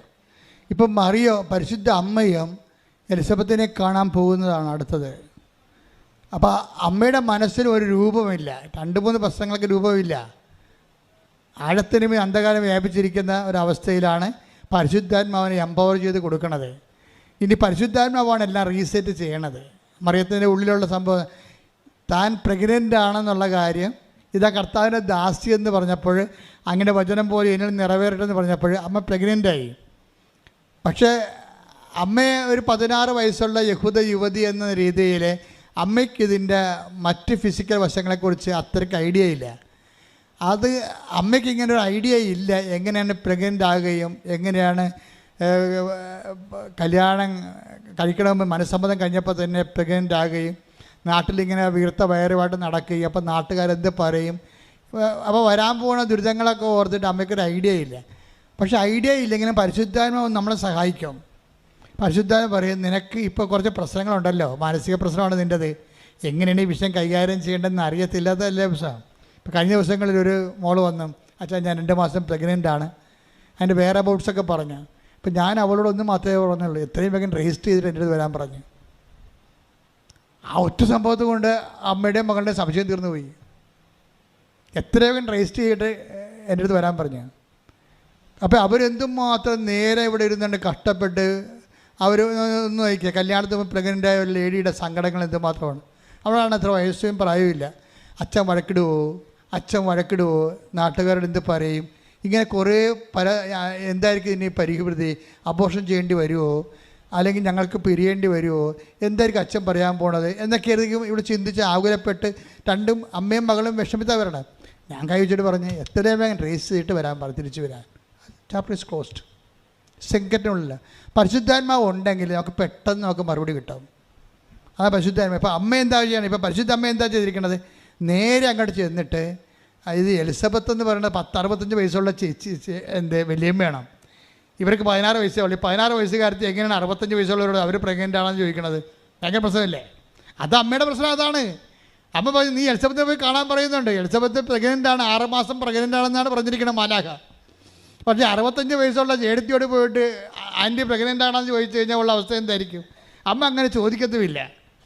ഇപ്പോഴത്തെ പെൺപിള്ളേരാണ് ഉടനെ ചോദിക്കും, ആൻറ്റിയാണെന്ന് നോക്കത്തില്ല, വലിയമ്മ തലയാണെങ്കിൽ ചോദിക്കും. അന്ന് ചോദിക്കത്തില്ല, അതാണ് പ്രശ്നം. അപ്പോൾ അത് അമ്മയുടെ സ്വകാര്യ പ്രശ്നമാണ്. ഇങ്ങനെ വിഷമിച്ചിങ്ങനെ കഴുത വണ്ടിയെ പോകുമ്പോൾ ഈ വിഷമമുണ്ട്. എങ്ങനെ ആൻറ്റിയോട് ചോദിക്കണം? ആൻറ്റിക്ക് 65 വയസ്സില്ലേ, എനിക്ക് 16 വയസ്സല്ലേ ഉള്ളൂ, എൻ്റെ കാര്യം എങ്ങനെ ആൻറ്റിയോട് പറയണത്? ആൻറ്റി എന്തായിരിക്കും അതിൻ്റെ പ്രതികരണം? ഇങ്ങനെ ഒരു രൂപവുമില്ല. ആഴത്തിനുമേ അന്ധകാരം വ്യാപിച്ചിരുന്നു, ഭൂമി രൂപരഹിതമായിരുന്നു. കണ്ട, ഇതാണ് അവസ്ഥ. പക്ഷേ പരിശുദ്ധാത്മാവ് അത് രൂപരഹിതമായതുകൊണ്ട് പരിശുദ്ധാത്മാവിനെ എംപവർ ചെയ്ത് വിട്ടിട്ട് പറയും, പരിശുദ്ധാത്മാവിനെക്കുറിച്ച് ഈശോ വാദവരാതെ പറയണ കേൾക്കാം. പരിശുദ്ധാത്മാവ് വരും, വരാതിരിക്കുന്ന കാര്യങ്ങൾ പറയും, അവൻ നിങ്ങളെ സാന്ത്വനപ്പെടുത്തും, സഹായകനായിരിക്കും. ഒന്ന് കൈയടിച്ച് ശ്രദ്ധിക്കട്ടെ. കാര്യങ്ങൾ അവൻ നിന്നോട് പറയുന്നത് പരിശുദ്ധാത്മാവിന് ഉടമ്പടിയാണ്. പരിശുദ്ധാത്മാവ് സ്വീകരിക്കാനുള്ള ഏറ്റവും നല്ല പ്രായോഗിക സൂത്രവാക്യം. കാര്യം അതിൻ്റെ അകത്ത് വിശ്വാസ ആവിഷ്കാരത്തിൻ്റെ പ്രാർത്ഥനയുണ്ട്, പ്രയോഗമുണ്ട്, പ്രഖ്യാപനമുണ്ട്. ഒരു സമ്പൂർണ്ണമായിട്ടുള്ള ഒരു പ്രയോഗ പദ്ധതിയാണ് സുവിശേഷ പദ്ധതി ഉടമ്പടി. യോഹന്നാൻ 14:26 എന്നാൽ എൻ്റെ നാമത്തിൽ പിതാവ് അയക്കുന്ന സഹായകനായ പരിശുദ്ധാത്മാവ് എല്ലാ കാര്യങ്ങളും നിങ്ങളെ പഠിപ്പിക്കുകയും ഞാൻ നിങ്ങളോട് പറഞ്ഞിട്ടുള്ളതെല്ലാം നിങ്ങളെ അനുസ്മരിപ്പിക്കുകയും ചെയ്യും. അപ്പം നമ്മളെ പഠിപ്പിക്കും ഓരോ കാര്യങ്ങളും എന്താണ് ചെയ്യേണ്ടത്, നാളെ എന്താ ചെയ്യേണ്ടത്, അവരോട് പോയി എന്താ സംസാരിക്കേണ്ടത്, ഇങ്ങനെ എല്ലാം ക്രമീകരിക്കും. അപ്പം നമുക്ക് അവർക്ക് പരിചയമില്ലല്ലോ എന്ന് പറയുമ്പോൾ നമുക്ക് ആത്മാവിൽ ആ മാതാവിൻ്റെ മധ്യസ്ഥതയിൽ ഉടമ്പടിയിൽ ആത്മാവിനോട് സന്ധിക്കാനും പറ്റും. ഇപ്പം തന്നെ എന്നിട്ട് നമ്മളെ അതിൻ്റെ ഭാഗിക സത്യമല്ലാതെ പൂർണ്ണ സത്യത്തിലേക്ക് എല്ലാ വിഷയത്തിൻ്റെയും പൂർണ്ണതയിലേക്ക്. അപ്പം 16:13 എടുത്തേ. യോഹന്നാൻ 16:13 സത്യാത്മാവ് വരുമ്പോൾ നിങ്ങളെ സത്യത്തിൻ്റെ പൂർണ്ണതയിലേക്ക് നയിക്കും. അപ്പം ഇങ്ങനെ ഓരോരോ ദൗത്യങ്ങളെക്കുറിച്ച് പരിശുദ്ധാത്മാവിൽ എന്തെല്ലാം ദൗത്യങ്ങളുണ്ട് അതെല്ലാം ഈശോ പറഞ്ഞുകൊണ്ടേയിരിക്കും. തന്നെ ഡിപ്പാർച്ചർ സ്പീച്ചിലാണ് ഇതെല്ലാം വരുന്നത്. കർത്താവിൻ്റെ അവസാനത്തെ 6 മാസമില്ലേ, ഈ ഭൂമിയിലുള്ള തൻ്റെ അവസാനത്തെ 6 മാസത്തിലാണ് ആത്മാവിനെക്കുറിച്ച് വല്ലാണ്ട് ഇങ്ങനെ സംസാരിച്ചുകൊണ്ടിരിക്കും. എപ്പോഴും മലമൂടി തന്നെയായിരിക്കും, പലപ്പോഴും പ്രാർത്ഥനയിലായിരിക്കും. പ്രാർത്ഥിച്ചു വരുമ്പോൾ സംസാരിക്കുന്നത് ആ പരിശുദ്ധാത്മാവിനെക്കുറിച്ചായിരിക്കും. അപ്പോൾ take serious about the holy spirit.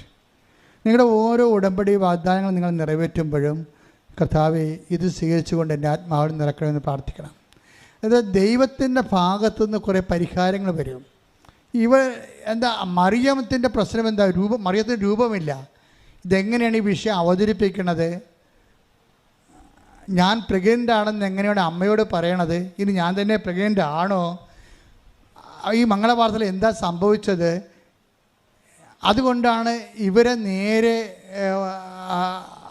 അമ്മയുടെ അനിയത്തിലേക്ക് ചർച്ചക്കാരിലേക്ക് വിടുന്നത്. അപ്പോൾ എലിസബത്തിൻ്റെ അടുത്ത് ചെല്ലുമ്പോൾ എലിസബത്ത് ആദ്യം തന്നെ മറിയത്തെ കാണുമ്പോൾ തന്നെ പരിശുദ്ധാത്മാവ്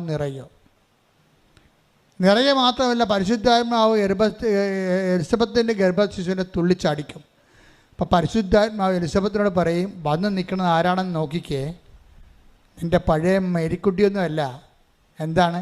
he's the mother of God. Oh my God's mother, എൻ്റെ കർത്താവിൻ്റെ അമ്മയെന്ന് പറഞ്ഞ് എലിസബത്ത് മുട്ടേ നിൽക്കും. ഹല്ലേലൂയ ഹല്ലേലൂയ ഹല്ലേലൂയ യേശുവേ നന്ദി. അത് അപ്പം കർത്താവിൻ്റെ അമ്മയാണ് താനെന്ന് പരിശുദ്ധാത്മാവ് എലിസബത്തിലൂടെ പറയിപ്പിക്കുമ്പോൾ മറിയത്തിന് രൂപം ഉണ്ടാകും. രൂപവും ഭാവവും ഇല്ലാതെ പോയ ആളാണ്. ആത്മാവാണ് എല്ലാത്തിനും രൂപം ഉണ്ടാകുന്നത്. ഒരിക്കൽ ആത്മാവ് എലിസബത്തിലൂടെ എല്ലാ ആശങ്കകൾക്കും മറിയത്തിന് മറുപടി കൊടുക്കണം. കണ്ടില്ലേ എന്ത് രസമാണ്, എന്ത് മനോഹരമാണ്. അപ്പോഴാണ് അമ്മ ഒന്ന് ദീർഘനിശ്വാസം പറയും. അപ്പോഴാണ് ഒരു ആശ്വാസം വേണ്ടത് രൂപം കിട്ടിക്കഴിഞ്ഞപ്പോൾ. എന്താണ്? My soul magnifies the lord, എൻ്റെ ആത്മാവ് എൻ്റെ കർത്താവിൽ ആനന്ദിക്കുന്നെന്ന് പറഞ്ഞിട്ട് വയറേ പൊത്തും. എൻ്റെ ആത്മാവ് എൻ്റെ രക്ഷകനായ ദൈവം ഇതിൽ ആനന്ദം കൊള്ളുന്നു. എൻ്റെ കർത്താവിൻ്റെ അമ്മ എന്ന് ആരാ പറഞ്ഞത്? കത്തോലിക്ക സഭയെ അല്ല. അവിടെയല്ലേ തെറ്റിയത്? ആരാ പറഞ്ഞത്? എലിസബത്താണോ പറഞ്ഞത്? അല്ല. ആരാണ്? പരിശുദ്ധാത്മാവിനാൽ നിറഞ്ഞു പറഞ്ഞു. കൈയടിക്കട്ടെ. അപ്പോൾ നിങ്ങൾക്ക് ഇതിനെക്കുറിച്ച് ഒരു ധാരണ ഉണ്ടാകണം. എന്തുകൊണ്ടാണ് ജപമാല ചിലർക്ക് ആക്സസറി ആയിരിക്കണത്? അവയവമല്ല, ആക്സസറി ആയിരിക്കണത്. കാര്യം മാതാവ് നിങ്ങൾക്ക് ആക്സസറി ആയതുകൊണ്ടാണ്. Additional fittings. ആക്സസറി എന്ന് പറയുന്നത് എന്താണ്? കാറിൻ്റെ ആക്സസറി എന്താണ്? ആ വീലെ വെച്ചിട്ട് വീലിനകത്തൊരു കാറിൻ്റെ വീല് നമുക്ക് കിട്ടും അല്ലേ, കമ്പനിയിൽ നിന്ന് കിട്ടും. പിന്നെ അതിൻ്റെ ആ വീലിൻ്റെ അവിടെ വെച്ചിട്ട് വീൽ ഗാർഡില്ലേ, വീൽ ഗാർഡ് വെള്ളി നിറത്തി തിളങ്ങുന്ന സാധനം, അത് വിളക്ക് മേടിക്കുന്നതാണ്. അതിന് ആക്സസറി എന്ന് പറയുന്നത് അഡീഷണൽ ഫിറ്റിങ്സ്. മാതാവ് അഡീഷണൽ ഫിറ്റിങ്സ് ആയതുകൊണ്ടാണ് നിങ്ങൾക്ക് ജപമാലയും അഡീഷണൽ ഫിറ്റിങ്സ് ആയിരിക്കണത്.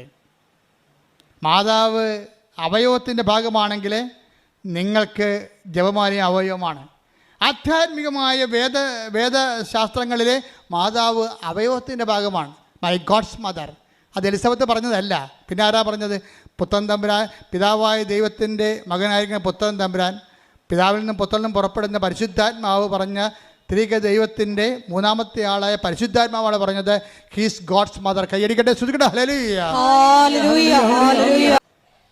പുതിയ നിയമം ആരംഭിക്കുകയാണ്. രൂപമില്ലാത്ത മനുഷ്യർ, ജീവിതത്തെക്കുറിച്ച് എന്ത് ചെയ്യണമെന്നൊരു എത്തുപിടിയില്ലാത്ത മനുഷ്യർ, തൻ്റെ ജീവിത പ്രശ്നങ്ങളോട് എന്ത് പരിഹാരം ചെയ്യുമെന്ന് അറിയാൻ പാടില്ലാത്ത ആ വരാൻ പോകുന്ന പ്രശ്നത്തെ പോലും യോഹന്നാൻ 16:14 അവൻ സ്വമേധയാ ആയിരിക്കില്ല സംസാരിക്കുന്നത്, അവൻ സ്വമേധയാ ആയിരിക്കില്ല സംസാരിക്കുന്നത്, അവൻ കേൾക്കുന്നത് മാത്രം അവൻ സംസാരിക്കും, കേൾക്കുന്ന മാത്രം സംസാരിക്കും, വരാനിരിക്കുന്ന കാര്യങ്ങൾ അവൻ നിങ്ങളെ അറിയിക്കും. ഇപ്പൊ ഒരു മിനിമം പരിശുദ്ധാത്മാവ് നമ്മളിലുണ്ടെങ്കിൽ നമുക്ക് വരാൻ പോകുന്ന ഒരു ദുരിതങ്ങളെ ഈ 16-14 അനുസരിച്ചുകൊണ്ട് അവൻ നമ്മളെ അറിയിക്കും. അത് വല്ലാത്ത ഒരു അനുഗ്രഹമാണ് ശരിക്കും പറഞ്ഞാൽ.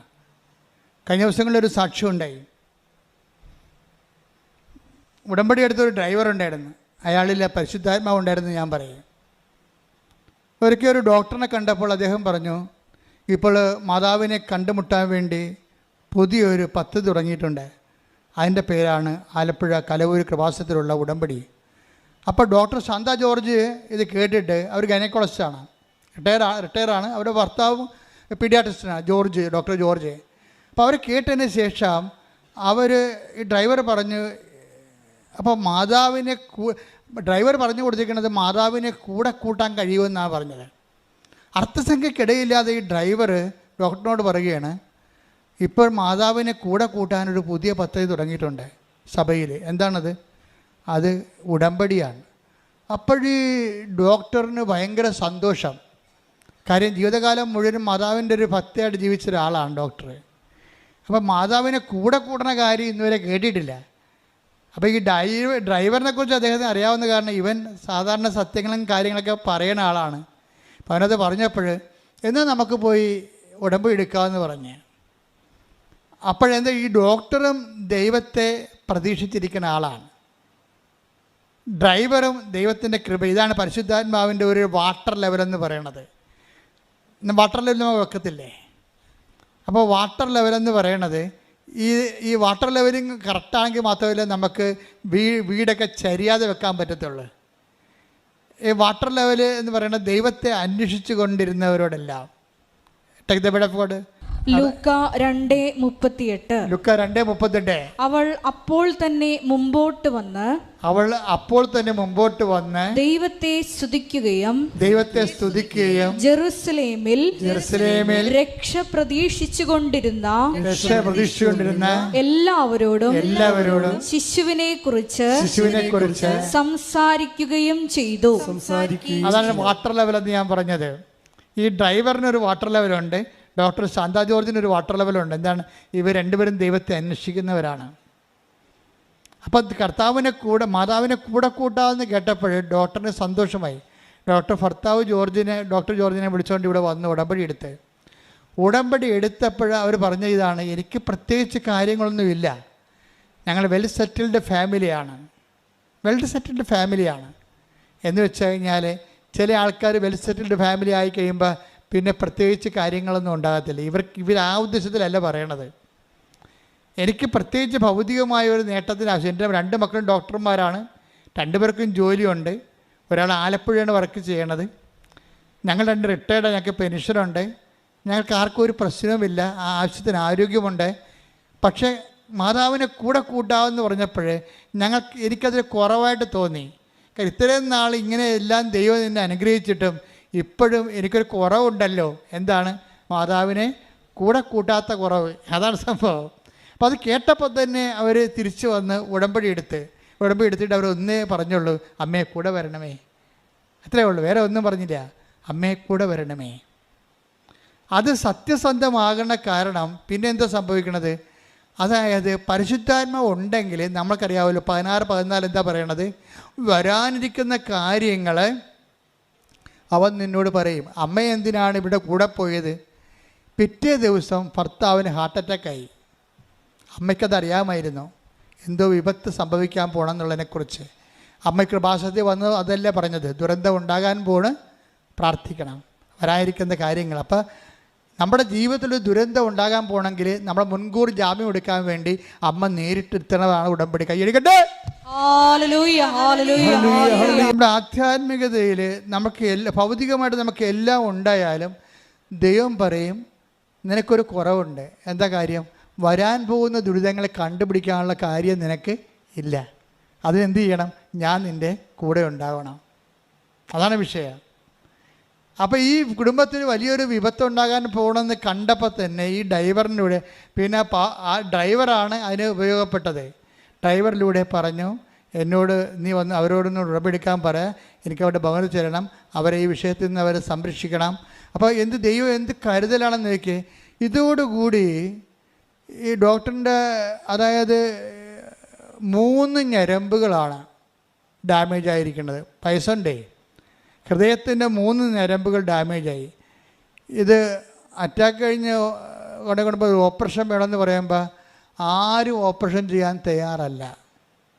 ആരും. എന്താ കാര്യം? ഓപ്പറേഷൻ ചെയ്താൽ വേറെ ഞരമ്പ് 3 അവിടെ വെച്ച് കൊടുക്കാൻ ഈ ശരീരം ഈ ഏജിൽ താങ്ങത്തില്ല. ഈ ശരീരം ഈ ഏജിൽ താങ്ങത്തില്ല. അപ്പോൾ ഡോക്ടറായത് കാരണം അദ്ദേഹത്തിനും അതറിയാം. മകനും ഡോക്ടറാണ്. അപ്പോൾ അവർ പറഞ്ഞ്, എനിക്ക് മരുന്ന് കിട്ടിയാൽ മതി, ഞാൻ മരുന്ന് കഴിച്ച് ഇനി കുറച്ച് നാൾ ഓപ്പറേഷനൊന്നും ഇല്ലാതെ മരുന്ന് കഴിച്ച് ദൈവം ആയുസ് തന്നത്തിനേക്കാളും ജീവിച്ചോളാം എന്ന് പറഞ്ഞ്.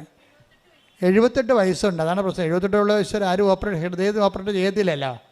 അപ്പോൾ അതുകൊണ്ട് എനിക്ക് ഓപ്പറേഷൻ, ഡോക്ടർ തന്നെ പറഞ്ഞു എനിക്ക് ഓപ്പറേഷൻ വേണ്ട, എനിക്ക് മരുന്ന് മതി എന്ന് പറഞ്ഞ്.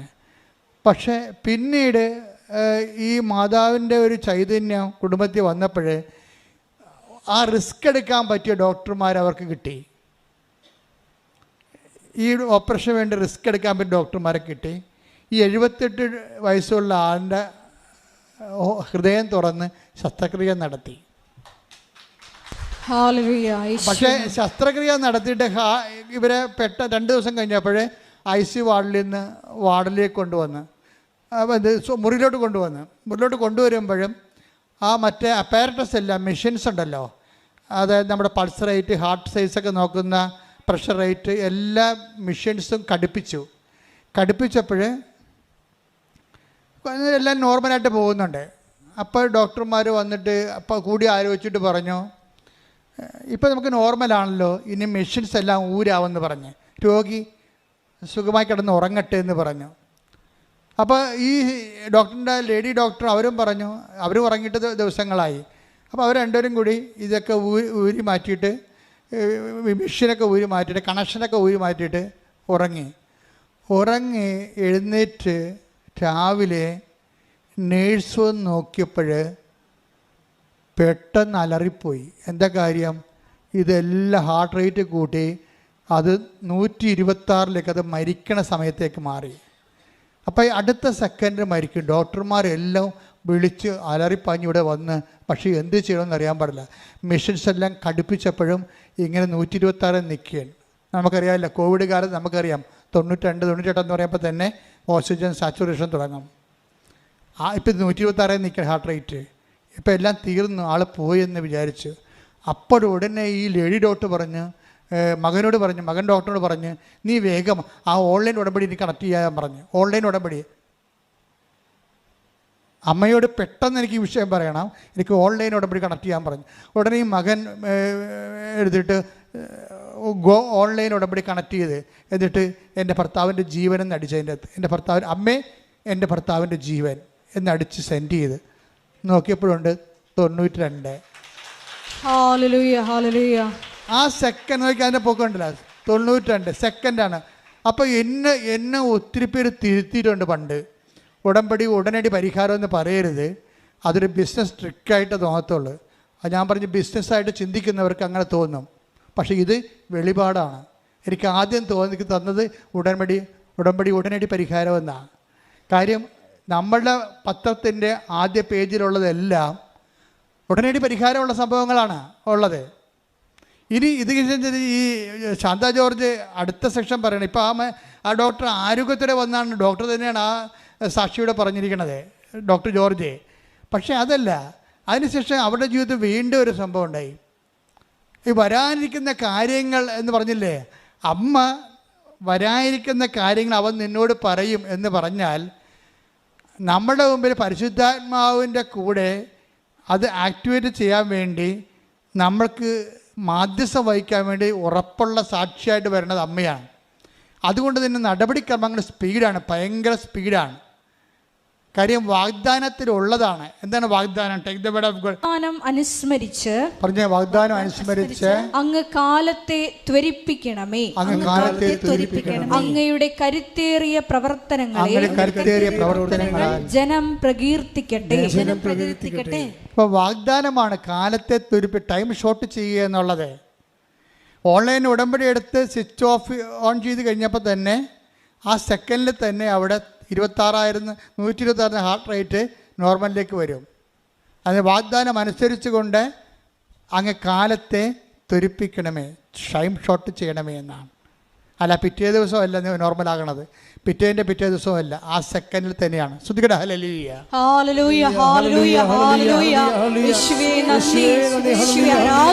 കാര്യം എന്താ, പല ആൾക്കാർക്കും ഭാരമാണ്. കാര്യം കൃപാസനത്തിൽ ഇത്രയും അത്ഭുതങ്ങൾ അമ്മ ചെയ്യുമ്പോൾ അതിൻ്റെ അടയാളം കിട്ടിക്കൊണ്ട് ജനം കഴിഞ്ഞ ദിവസങ്ങളിൽ ജോസഫ് ദാസൻ എന്ന് പറഞ്ഞൊരു സഹോദരൻ, ഒരു ആധ്യാത്മികമായ ശുശ്രൂഷകനാണ്. അദ്ദേഹം ഈ റാലി കഴിഞ്ഞപ്പോൾ ഒരു പോസ്റ്റ് ഇട്ടുണ്ട് FFDയിൽ. അദ്ദേഹത്തിൻ്റെ പോസ്റ്റ് ഞാൻ വായിച്ചപ്പോൾ ഞാൻ ഓർത്ത് എനിക്ക് ഭയങ്കര സന്തോഷം തോന്നി. അദ്ദേഹം പറഞ്ഞത് 3 ലക്ഷക്കണക്കിന് മനുഷ്യർ കടപ്പുറത്ത് നിൽക്കുന്ന ഞാൻ ആ മനുഷ്യരെ ഇങ്ങനെ വിലയിരുത്താൻ ആഗ്രഹിക്കുന്നു. എന്താണ്? അതൊരു ജനക്കൂട്ടമല്ല, മറിച്ച് ദൈവവുമായിട്ട് ഉടമ്പടി എടുത്തവരെ, വിശുദ്ധരായിട്ടുള്ള മനുഷ്യരെ, അതുപോലെ തന്നെ കത്തോലിക്കരാണെങ്കിൽ 2 ആഴ്ചയ്ക്ക് ഒരിക്കൽ കുമ്പസാരിച്ചവരെ, നല്ല കൗതാശികമായ ജീവിതം അനുഷ്ഠിക്കുന്നവരെ, കത്തോലിക്കരല്ലാത്തവരാണെങ്കിൽ അക്രൈസ്തവരാണെങ്കിൽ പോലും വിശുദ്ധമായ ജീവിതം നയിക്കുന്ന വലിയൊരു സമൂഹത്തെയാണ് കടപ്പുറത്ത് കണ്ടതെന്ന്. അത് സാധാരണ ജനക്കൂട്ടമല്ല, ദൈവത്തിൻ്റെ ജനമാണെന്ന്. ശ്രുതികട ഹല്ലേലൂയ.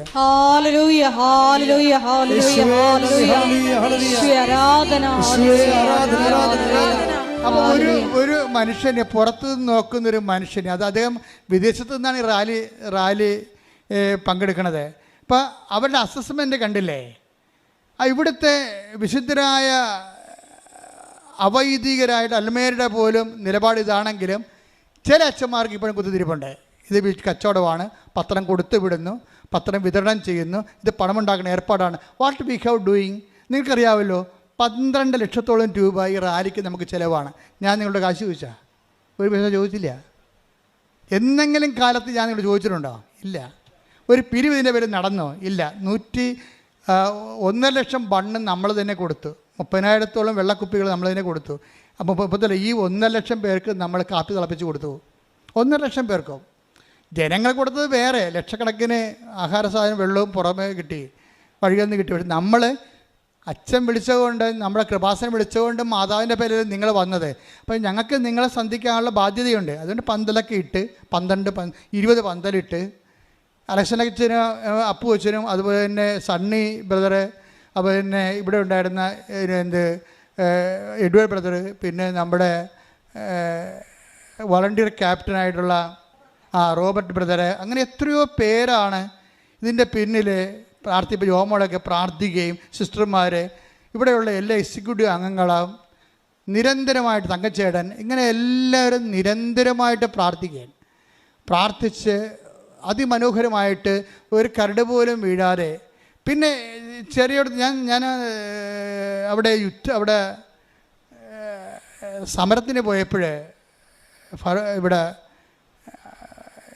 മുനമ്പത്ത് ഞാൻ സമരത്തിന് പോയ ദിവസം അവിടെയുള്ളവർ, സമരപ്പാട്ടിൽ നിന്നവർ എന്നോട് പറഞ്ഞു, വെച്ചാൽ അർത്തിങ്കെ പള്ളി വന്നപ്പോൾ ഇത്തിരി ഭയങ്കര ഗുഡൂസ് വഴിയിൽ വന്നു, അപ്പോൾ എനിക്കിത്തിരി ബുദ്ധിമുട്ട് തോന്നിയെന്ന് പറഞ്ഞു. അപ്പോൾ ഞാൻ ഉടനെ അവരോട് പറഞ്ഞു, അടുത്ത കൊല്ലം നമുക്ക് വിശാലമായ കടപ്പുറത്തുകൂടി തന്നെ പോകാം, ഒരു പ്രശ്നവുമില്ല, ഒരു ഗുഡൂസിലും കയറത്തില്ല, നല്ല ഓക്സിജൻ കിട്ടി നല്ല ഭംഗിയായിട്ട് പോകാം. കാര്യം അത് ഒരു മിസ്റ്റേക്കല്ല, നമ്മൾ തണൽ നോക്കി ആൾക്കാർക്ക് തണുപ്പ് നോക്കി പോയതാണ് വെയിലിൽ നിന്ന്. അപ്പോൾ ഇത്തിരി ഗുഡൂസായിപ്പോയി. ഒരു മിസ്റ്റേക്കല്ല, ഒരു കുഴപ്പമില്ലാതെ മാതാവ് നമ്മളെ കൊണ്ടുപോകുന്നു. എല്ലാവരും എന്തോ ആസ്ട്രേലിയയിലൊക്കെ 12 പേരാ ഇന്നലെ വന്ന് സാക്ഷ്യം പറഞ്ഞവരെ, അവർ ഇത് ഫ്ലൈറ്റ് എടുത്ത് വന്നിരിക്കണത്. അപ്പോൾ ലോകം മുഴുവനുള്ള ആൾക്കാർ ഈ ദിവസം എല്ലാ കൊല്ലവും നിങ്ങൾ ഓർത്തേക്കണം, ഒക്ടോബർ മാസം അവസാനത്തെ ശനിയാഴ്ചയാണ് ഡേറ്റ്. അപ്പോൾ ഫ്ലൈറ്റൊക്കെ ഉള്ളവരും ട്രെയിനുള്ളവരൊക്കെ നേരത്തെ ബുക്ക് ചെയ്തിട്ട് അവർക്ക് നിങ്ങൾക്ക് പൈസ കുറച്ച് കിട്ടും. അപ്പം അതനുസരിച്ച് നിങ്ങളെ കാര്യം ഈ സംഭവം അച്ഛനില്ലെങ്കിലും അച്ഛൻ ചത്തുപോയാലും കർത്താവ് വിളിച്ചാലും ഇത് മാതാവിൻ്റെ ജോലി നടക്കും, ഒരു സംശയമില്ല കാര്യത്തിൽ. എന്ന് വെച്ച് കഴിഞ്ഞാൽ ഇത് ദൈവികമായൊരു പദ്ധതിയാണ്. ദൈവികമായ പദ്ധതിയാണ് നമ്മൾ എല്ലായിടത്തും കാണുന്നത്. അപ്പോൾ ദൈവിക പദ്ധതിക്കെതിരെ സഭയുടെ അകത്ത് നിന്ന് ഒരു പറ്റം വൈദികർ പല കാലങ്ങളിൽ എന്നെ ഈ ശുശ്രൂഷയെ ആക്രമിച്ചിട്ടുണ്ട്, ഇന്നും ആക്രമിക്കുന്നുണ്ട്. അവർ അധികാര സ്ഥാനങ്ങൾ കയ്യിലെടുത്തുകൊണ്ട് ഇതിനെങ്ങനെയാണ് ടോർപ്പേഡ് ചെയ്യേണ്ടതെന്ന് ആലോചിക്കുന്നുണ്ട്. അപ്പോൾ ഇങ്ങനെയുള്ള എല്ലാ കാര്യങ്ങളെക്കുറിച്ചും പ്രാർത്ഥനാ ജാഗ്രത. നിങ്ങൾ കൃപാസനത്തിന് വേണ്ടി പ്രാർത്ഥിക്കണം. നിങ്ങൾ പ്രാർത്ഥിക്കുക. ജോമാരെ ദൈവികമായ പദ്ധതി മനുഷ്യൻ്റെ ബുദ്ധിമോശമായ തീരുമാനത്താൽ അട്ടിമറിച്ചുകൊണ്ട് സാത്താനെ വലിയ ഒരു സമ്മാനമായി ഇത് മാറുന്ന ഒരു അവസ്ഥ ഉണ്ടാകാതിരിക്കാൻ വേണ്ടി പ്രത്യേകം ഇടിമുഴക്കം പോലെ സ്തുതിക്കട്ടെ. വരാൻ പോകുന്ന കാര്യങ്ങൾ ഇപ്പം തന്നെ പെട്ടെന്ന് ഈ ഡോക്ടറിൻ്റെ മകന് ഒരു ദുർബുദ്ധി തോന്നി. പക്ഷേ ദുർബുദ്ധിയല്ല, ഈ ആലപ്പുഴയൊക്കെ വർക്ക് ചെയ്തപ്പോൾ അദ്ദേഹം ഡോക്ടർ ആ ജോലി കിട്ടിയതാണ്, ശരിക്കും ദൈവം കൊടുത്തതാണ്. PSC എഴുതി കിട്ടിയ ജോലിയാണ്, അത് ഈ ഉടമ്പടിയുടെ ഒരു ഭാഗമാണ്. പക്ഷേ ഡോക്ടറിൻ്റെ അമ്മയുടെ പ്രാർത്ഥനയുടെ ഭാഗമാണ് ജോലി കിട്ടിയത്. പക്ഷേ രോഗികൾ താങ്ങാനാവാത്ത രോഗികളാണ്. അതുകൊണ്ട് അദ്ദേഹം ആ ജോലി കുറച്ച് ചെയ്തപ്പോൾ രാജിവെച്ചു. ഞാൻ കഴിഞ്ഞ ദിവസങ്ങളിൽ ഇംഗ്ലണ്ടിൽ നിന്ന് ഒരു ഡോക്ടർ വന്ന് ഇവിടെ പ്രാർത്ഥിച്ച് അവിടുത്തെ നമ്മുടെ മലയാളിയാണ്. അപ്പോൾ ഞാൻ പറഞ്ഞു, ഞാൻ അവിടുത്തെ സർവീസൊക്കെ എങ്ങനെ പോകണമെന്ന് ചോദിച്ചാൽ പറഞ്ഞ് അവിടെ പേഴ്സണൽ ടൈമുണ്ട്, പ്രൈവറ്റ് ടൈമുണ്ട്, ഡ്യൂട്ടി ടൈമുണ്ട്. ഡ്യൂട്ടി ടൈം 8 മണിക്കൂറാണ്. ബാക്കിയൊന്നും എക്സ്ട്രാ വർക്കൊന്നും ചെയ്യത്തില്ല. ബുക്ക് ചെയ്യണമെങ്കിൽ നേരത്തെ ബുക്ക് ചെയ്യണം. അതുകൊണ്ട് ഇന്ത്യയിൽ വന്ന് ചികിത്സിക്കുന്നതാണ് നല്ലത്. എനിക്കും തോന്നി, യൂറോപ്പിലൊക്കെ ചെന്നപ്പോൾ എനിക്കും തോന്നി അതാണ്. ഈ ഇന്ത്യ എന്തൊരു മനോഹരമാണെന്ന്. നിങ്ങൾ കെട്ടിയെടുത്ത് പെറുക്കി അവിടെ പോകുന്നു. ഒക്കെ പോട്ടെ. അവിടെ കടങ്ങൾ കൊണ്ടൊക്കെ ആയിരിക്കും അവർ പോണത്, അല്ലെങ്കിൽ ഇവിടെ ജോലി കിട്ടാത്തതുകൊണ്ടായിരിക്കും. ഞാൻ അവരെ കുറ്റം പറയുന്നില്ല, ഞാൻ അവരെ എല്ലാ ദിവസവും പ്രാർത്ഥിക്കുന്നുണ്ടല്ലോ. പക്ഷേ എന്നാലും നമ്മുടെ രാജ്യത്തെ നമ്മൾ സ്നേഹിക്കണം. നമ്മൾ എവിടെ പോയാലും നമ്മുടെ രാജ്യത്തോളം മനോഹരമായ ഒരു രാജ്യം ഞാൻ കണ്ടിട്ടില്ല. എന്താ കാര്യം? അത്രയ്ക്ക് മനുഷ്യപ്പറ്റും. ഇപ്പം നമ്മളൊരു ഡോക്ടറിൻ്റെ കൂടെ ഇവിടെയൊക്കെ ഡോക്ടറാകണമെങ്കിലുണ്ടല്ലോ ഒരു ദൈവികമായ ചൈതന്യം വേണം. കാര്യം നല്ല ഇടിയാണ് പേഷ്യൻ്റ് വരുന്നത്. അപ്പോൾ അതുകൊണ്ട് തന്നെ ഡോക്ടർമാർ ശരിക്കും ഭയങ്കര ടയേർഡായി പോകും. അപ്പോൾ ഇവർക്ക് അത് താങ്ങാൻ പറ്റാതെ വരുമ്പോൾ അവരത് രാജിവെച്ച് പോകും. പക്ഷെ പിന്നെ ജോലി കിട്ടിയില്ല. പിന്നെ ജോലി കിട്ടാതിരിക്കാൻ വേണ്ടി അമ്മയോട് ഒന്ന് പറഞ്ഞു, അമ്മേ എനിക്ക് ആ രാജിവെച്ച ജോലി തിരിച്ച് മേടിച്ച് തരാൻ പറ്റുമോ എന്ന് ചോദിച്ചു. ആരോടാണ്? ഡോക്ടറിൻ്റെ അമ്മയോട് ചോദിക്കുകയാണ്. എന്താ കാര്യം? അമ്മയ്ക്ക് മാതാവുമായിട്ട് പിടിയുണ്ട്. അതാണല്ലോ ഒരു ഒന്നൊന്നര പിടിയാണ്. അതുകൊണ്ട് അപ്പനും കൂടി ഞാൻ രാജിവെച്ച് ഒഴിഞ്ഞ ജോലി 6 മാസം മുമ്പ് രാജിവെച്ചതാണ്. ഈ ജോലി തിരിച്ച് അപ്പം ചോദിച്ചു, എന്തും മണ്ടാൻ ഡോക്ടറായിട്ട് നീ ഇങ്ങനെയൊക്കെ സംസാരിക്കണം. അപ്പോൾ അതൊക്കെ എല്ലാം ക്യാൻസലായി പോയിട്ടില്ലേ? എന്നാലും വൈഫ് പറഞ്ഞ് ഒന്ന് വിളിച്ച് നോക്ക്, മാതാവ് നമ്മുടെ കൂടെ ഉണ്ടല്ലോ. അതാണ് വിഷയം. വിളിച്ച് നോക്കിയപ്പോൾ എന്താ വെച്ചാൽ ലാസ്റ്റ് ക്യാൻസൽ ടൈമാണ്. ഗവൺമെൻറ്റിലേക്ക്, അതായത് ഈ മെഡിക്കൽ ഡിപ്പാർട്ട്മെൻറ്റിൽ നിന്ന് പ്രൊസീജിയറെല്ലാം മാറ്റി കഴിഞ്ഞു ഗവൺമെൻറ്റിലേക്ക് ക്യാൻസൽ ചെയ്യാൻ വേണ്ടി വിടാൻ പോകുന്നതിന് 5 മിനിറ്റ് മുമ്പാണ് ഈ ഡോക്ടർ വിളിക്കണത്. വിളിച്ചു കഴിഞ്ഞപ്പോൾ പറയും, എന്ത് ചതിയാണ് നിങ്ങൾ ചെയ്തത്, ഞാനിപ്പോൾ അത് വിടാൻ പോകുകയായിരുന്നു. ഒരു മെയിൽ കണ്ട് വിടാൻ പറഞ്ഞ്, റീജോയിൻ ചെയ്യാൻ വേണ്ടി ആഗ്രഹിച്ചുകൊണ്ട് മെയിൽ വിടാൻ പറഞ്ഞു. അപ്പം തന്നെ മൊബൈലിലൊരു മെയിൽ വിട്ട് പിറ്റേ ദിവസം തന്നെ അപ്പോയിൻമെൻ്റായി, അപ്പോയിൻമെൻ്റായി. അതായത് ഇതുപോലെയുള്ള എല്ലാ കാര്യങ്ങളെയും കഴിഞ്ഞ ദിവസങ്ങളിൽ, അതായത് യേശുവിൻ്റെ അമ്മ അവിടെ ഉണ്ടായിരുന്നു എന്നുള്ളതാണ് ഇതിൻ്റെ എല്ലാത്തിൻ്റെയും വിജയത്തിൻ്റെയും രഹസ്യം. കഴിഞ്ഞ ദിവസങ്ങളിൽ ഒരു സാക്ഷി ഇവിടെ പറഞ്ഞു, ഞാൻ ഭയങ്കര മുൻകോപിയായിരുന്നു. ഇപ്പം ഞാൻ കോപിക്കണില്ല. എന്താ കാര്യം എന്നറിയാവോ? ഞാൻ കോപിക്കുമ്പോൾ പരിശുദ്ധാത്മാവ് എന്നോട് പറയും, യേശുവിൻ്റെ അമ്മ ഇവിടെ ഉണ്ടെന്ന് പറയും. അപ്പം ഞാൻ കോപം നിർത്തി, ഇപ്പം ഞാൻ ശാന്തമായി. എന്താണ്? അപ്പം ഞാനോട്, ദൈവമേ, ഓരോ മനുഷ്യനും സ്വന്തമായിട്ട് വ്യാഖ്യാനിച്ച് വചനം സ്വന്തമായിട്ട് വ്യാഖ്യാനിച്ച് ജീവിത വിശുദ്ധി നേടാൻ കണ്ടില്ലേ? യേശുവിൻ്റെ അമ്മ ഇവിടെ ഉണ്ടായിരുന്നു, എൻ്റെ വീട്ടിലുണ്ട്, അതുകൊണ്ട് ഞാൻ കോപിക്കത്തില്ലെന്ന്, ഒരു തെറ്റും ചെയ്തിട്ടില്ലെന്ന്. അപ്പം മനുഷ്യൻ വിശുദ്ധിയിലൂടെ വളരാൻ അവൻ സ്വയമായി വചനം വ്യാഖ്യാനിച്ച് വിശുദ്ധി നിലനിൽക്കാൻ വേണ്ടി ദൈവം സഹായിക്കുന്നതിൻ്റെ കാരണം യേശുവിൻ്റെ അമ്മ അവിടെ ഉണ്ടായിരുന്ന സിംഗിൾ റീസണാണ്. ഉടമ്പടി എടുക്കുന്ന ഉടമ്പടി ജീവിക്കുന്ന ഓരോ ദൈവത്തിൻ്റെ കൂടെ യേശുവിൻ്റെ അമ്മയുണ്ടാകുന്ന ബോധ്യം വിശുദ്ധി ജീവിക്കാനും എല്ലാത്തിനും അതിജീവിത വിശ്വാസത്തിൻ്റെ വക്താക്കളാകാൻ ദൈവം നിങ്ങൾ അനുഗ്രഹിക്കട്ടെ. സ്തുതിക്കട്ടെ. കർത്താവേ, നിൻ്റെ വിശുദ്ധ പൗരോഹിത്യത്തെ മഹത്വപ്പെടുത്തണമേ. കർത്താവേ, സഭയിലുള്ള സാന്നിധ്യം പ്രകടമാക്കണമേ. 38 വർഷം ഞാൻ അർപ്പിച്ച കൃപാനയുടെ യോഗ്യതയാൽ കൃപാസ്ഥാനത്താറെ ജീവനോടെ പ്രത്യക്ഷപ്പെട്ട പരിശുദ്ധ അമ്മയുടെ മാധ്യസ്ഥത്താൽ ഈ അൾത്താരയിൽ നടന്ന 10,000-കണക്കിന് ആരാധനയുടെ ശക്തിയാൽ അങ്ങയുടെ അവകാശം ഓഹരിമാകുന്ന അങ്ങയുടെ മക്കൾക്ക് വേണ്ടി പ്രാർത്ഥിക്കുന്ന കർത്താവിൽ നിന്ന് തിരുമുറുപാർന്ന വലതുകരം അങ്ങയുടെ മക്കളുടെ ശിരസിൽ വെക്കണമെന്ന് പ്രാർത്ഥിക്കുന്നു. കർത്താവ്, അനുഗ്രഹപ്പെട്ട വലതുകരം അങ്ങയുടെ മക്കളുടെ ശിരസിൽ വെക്കണമെന്ന് പ്രാർത്ഥിക്കുന്നു. കർത്താവ്, ഉച്ച മുതൽ ഉള്ളംകാല് വരെ കർത്താവ് എല്ലാ കോശങ്ങളിലും പേശികളിലും കർത്താവ് എല്ലാ ഞാടിഞ്ഞരമ്പുകളിലും ശരീര കോശങ്ങളിലും കർത്താവിൻ്റെ രക്തം പടരട്ടെ, കർത്താവിന് ശക്തി പടരട്ടെ. ശ്രുതികട മാർഗരോഗങ്ങള്, തീരാവ്യാധികള്, ജീവിത ദുരിതങ്ങള്, ജീവിത ഭാരങ്ങള്, ജീവിത തടസ്സങ്ങള് യേശു ക്രിസ്തുവിന്റെ നാമത്തില് മാറിപ്പോകട്ടെ. ദുരിതങ്ങളും മാറിക്കൊണ്ട് അങ്ങയുടെ നാമത്തെ ആരാധനയിലൂടെ വീണ്ടും വീണ്ടും മഹത്വപ്പെടുത്തണമേ. Hallelujah, hallelujah.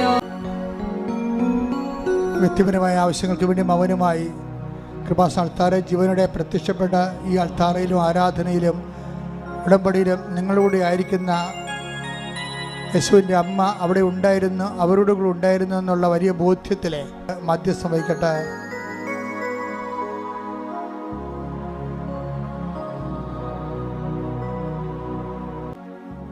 ശിരസ് നമിച്ച് സമാപനാശീർവാദം മേടിക്കാം.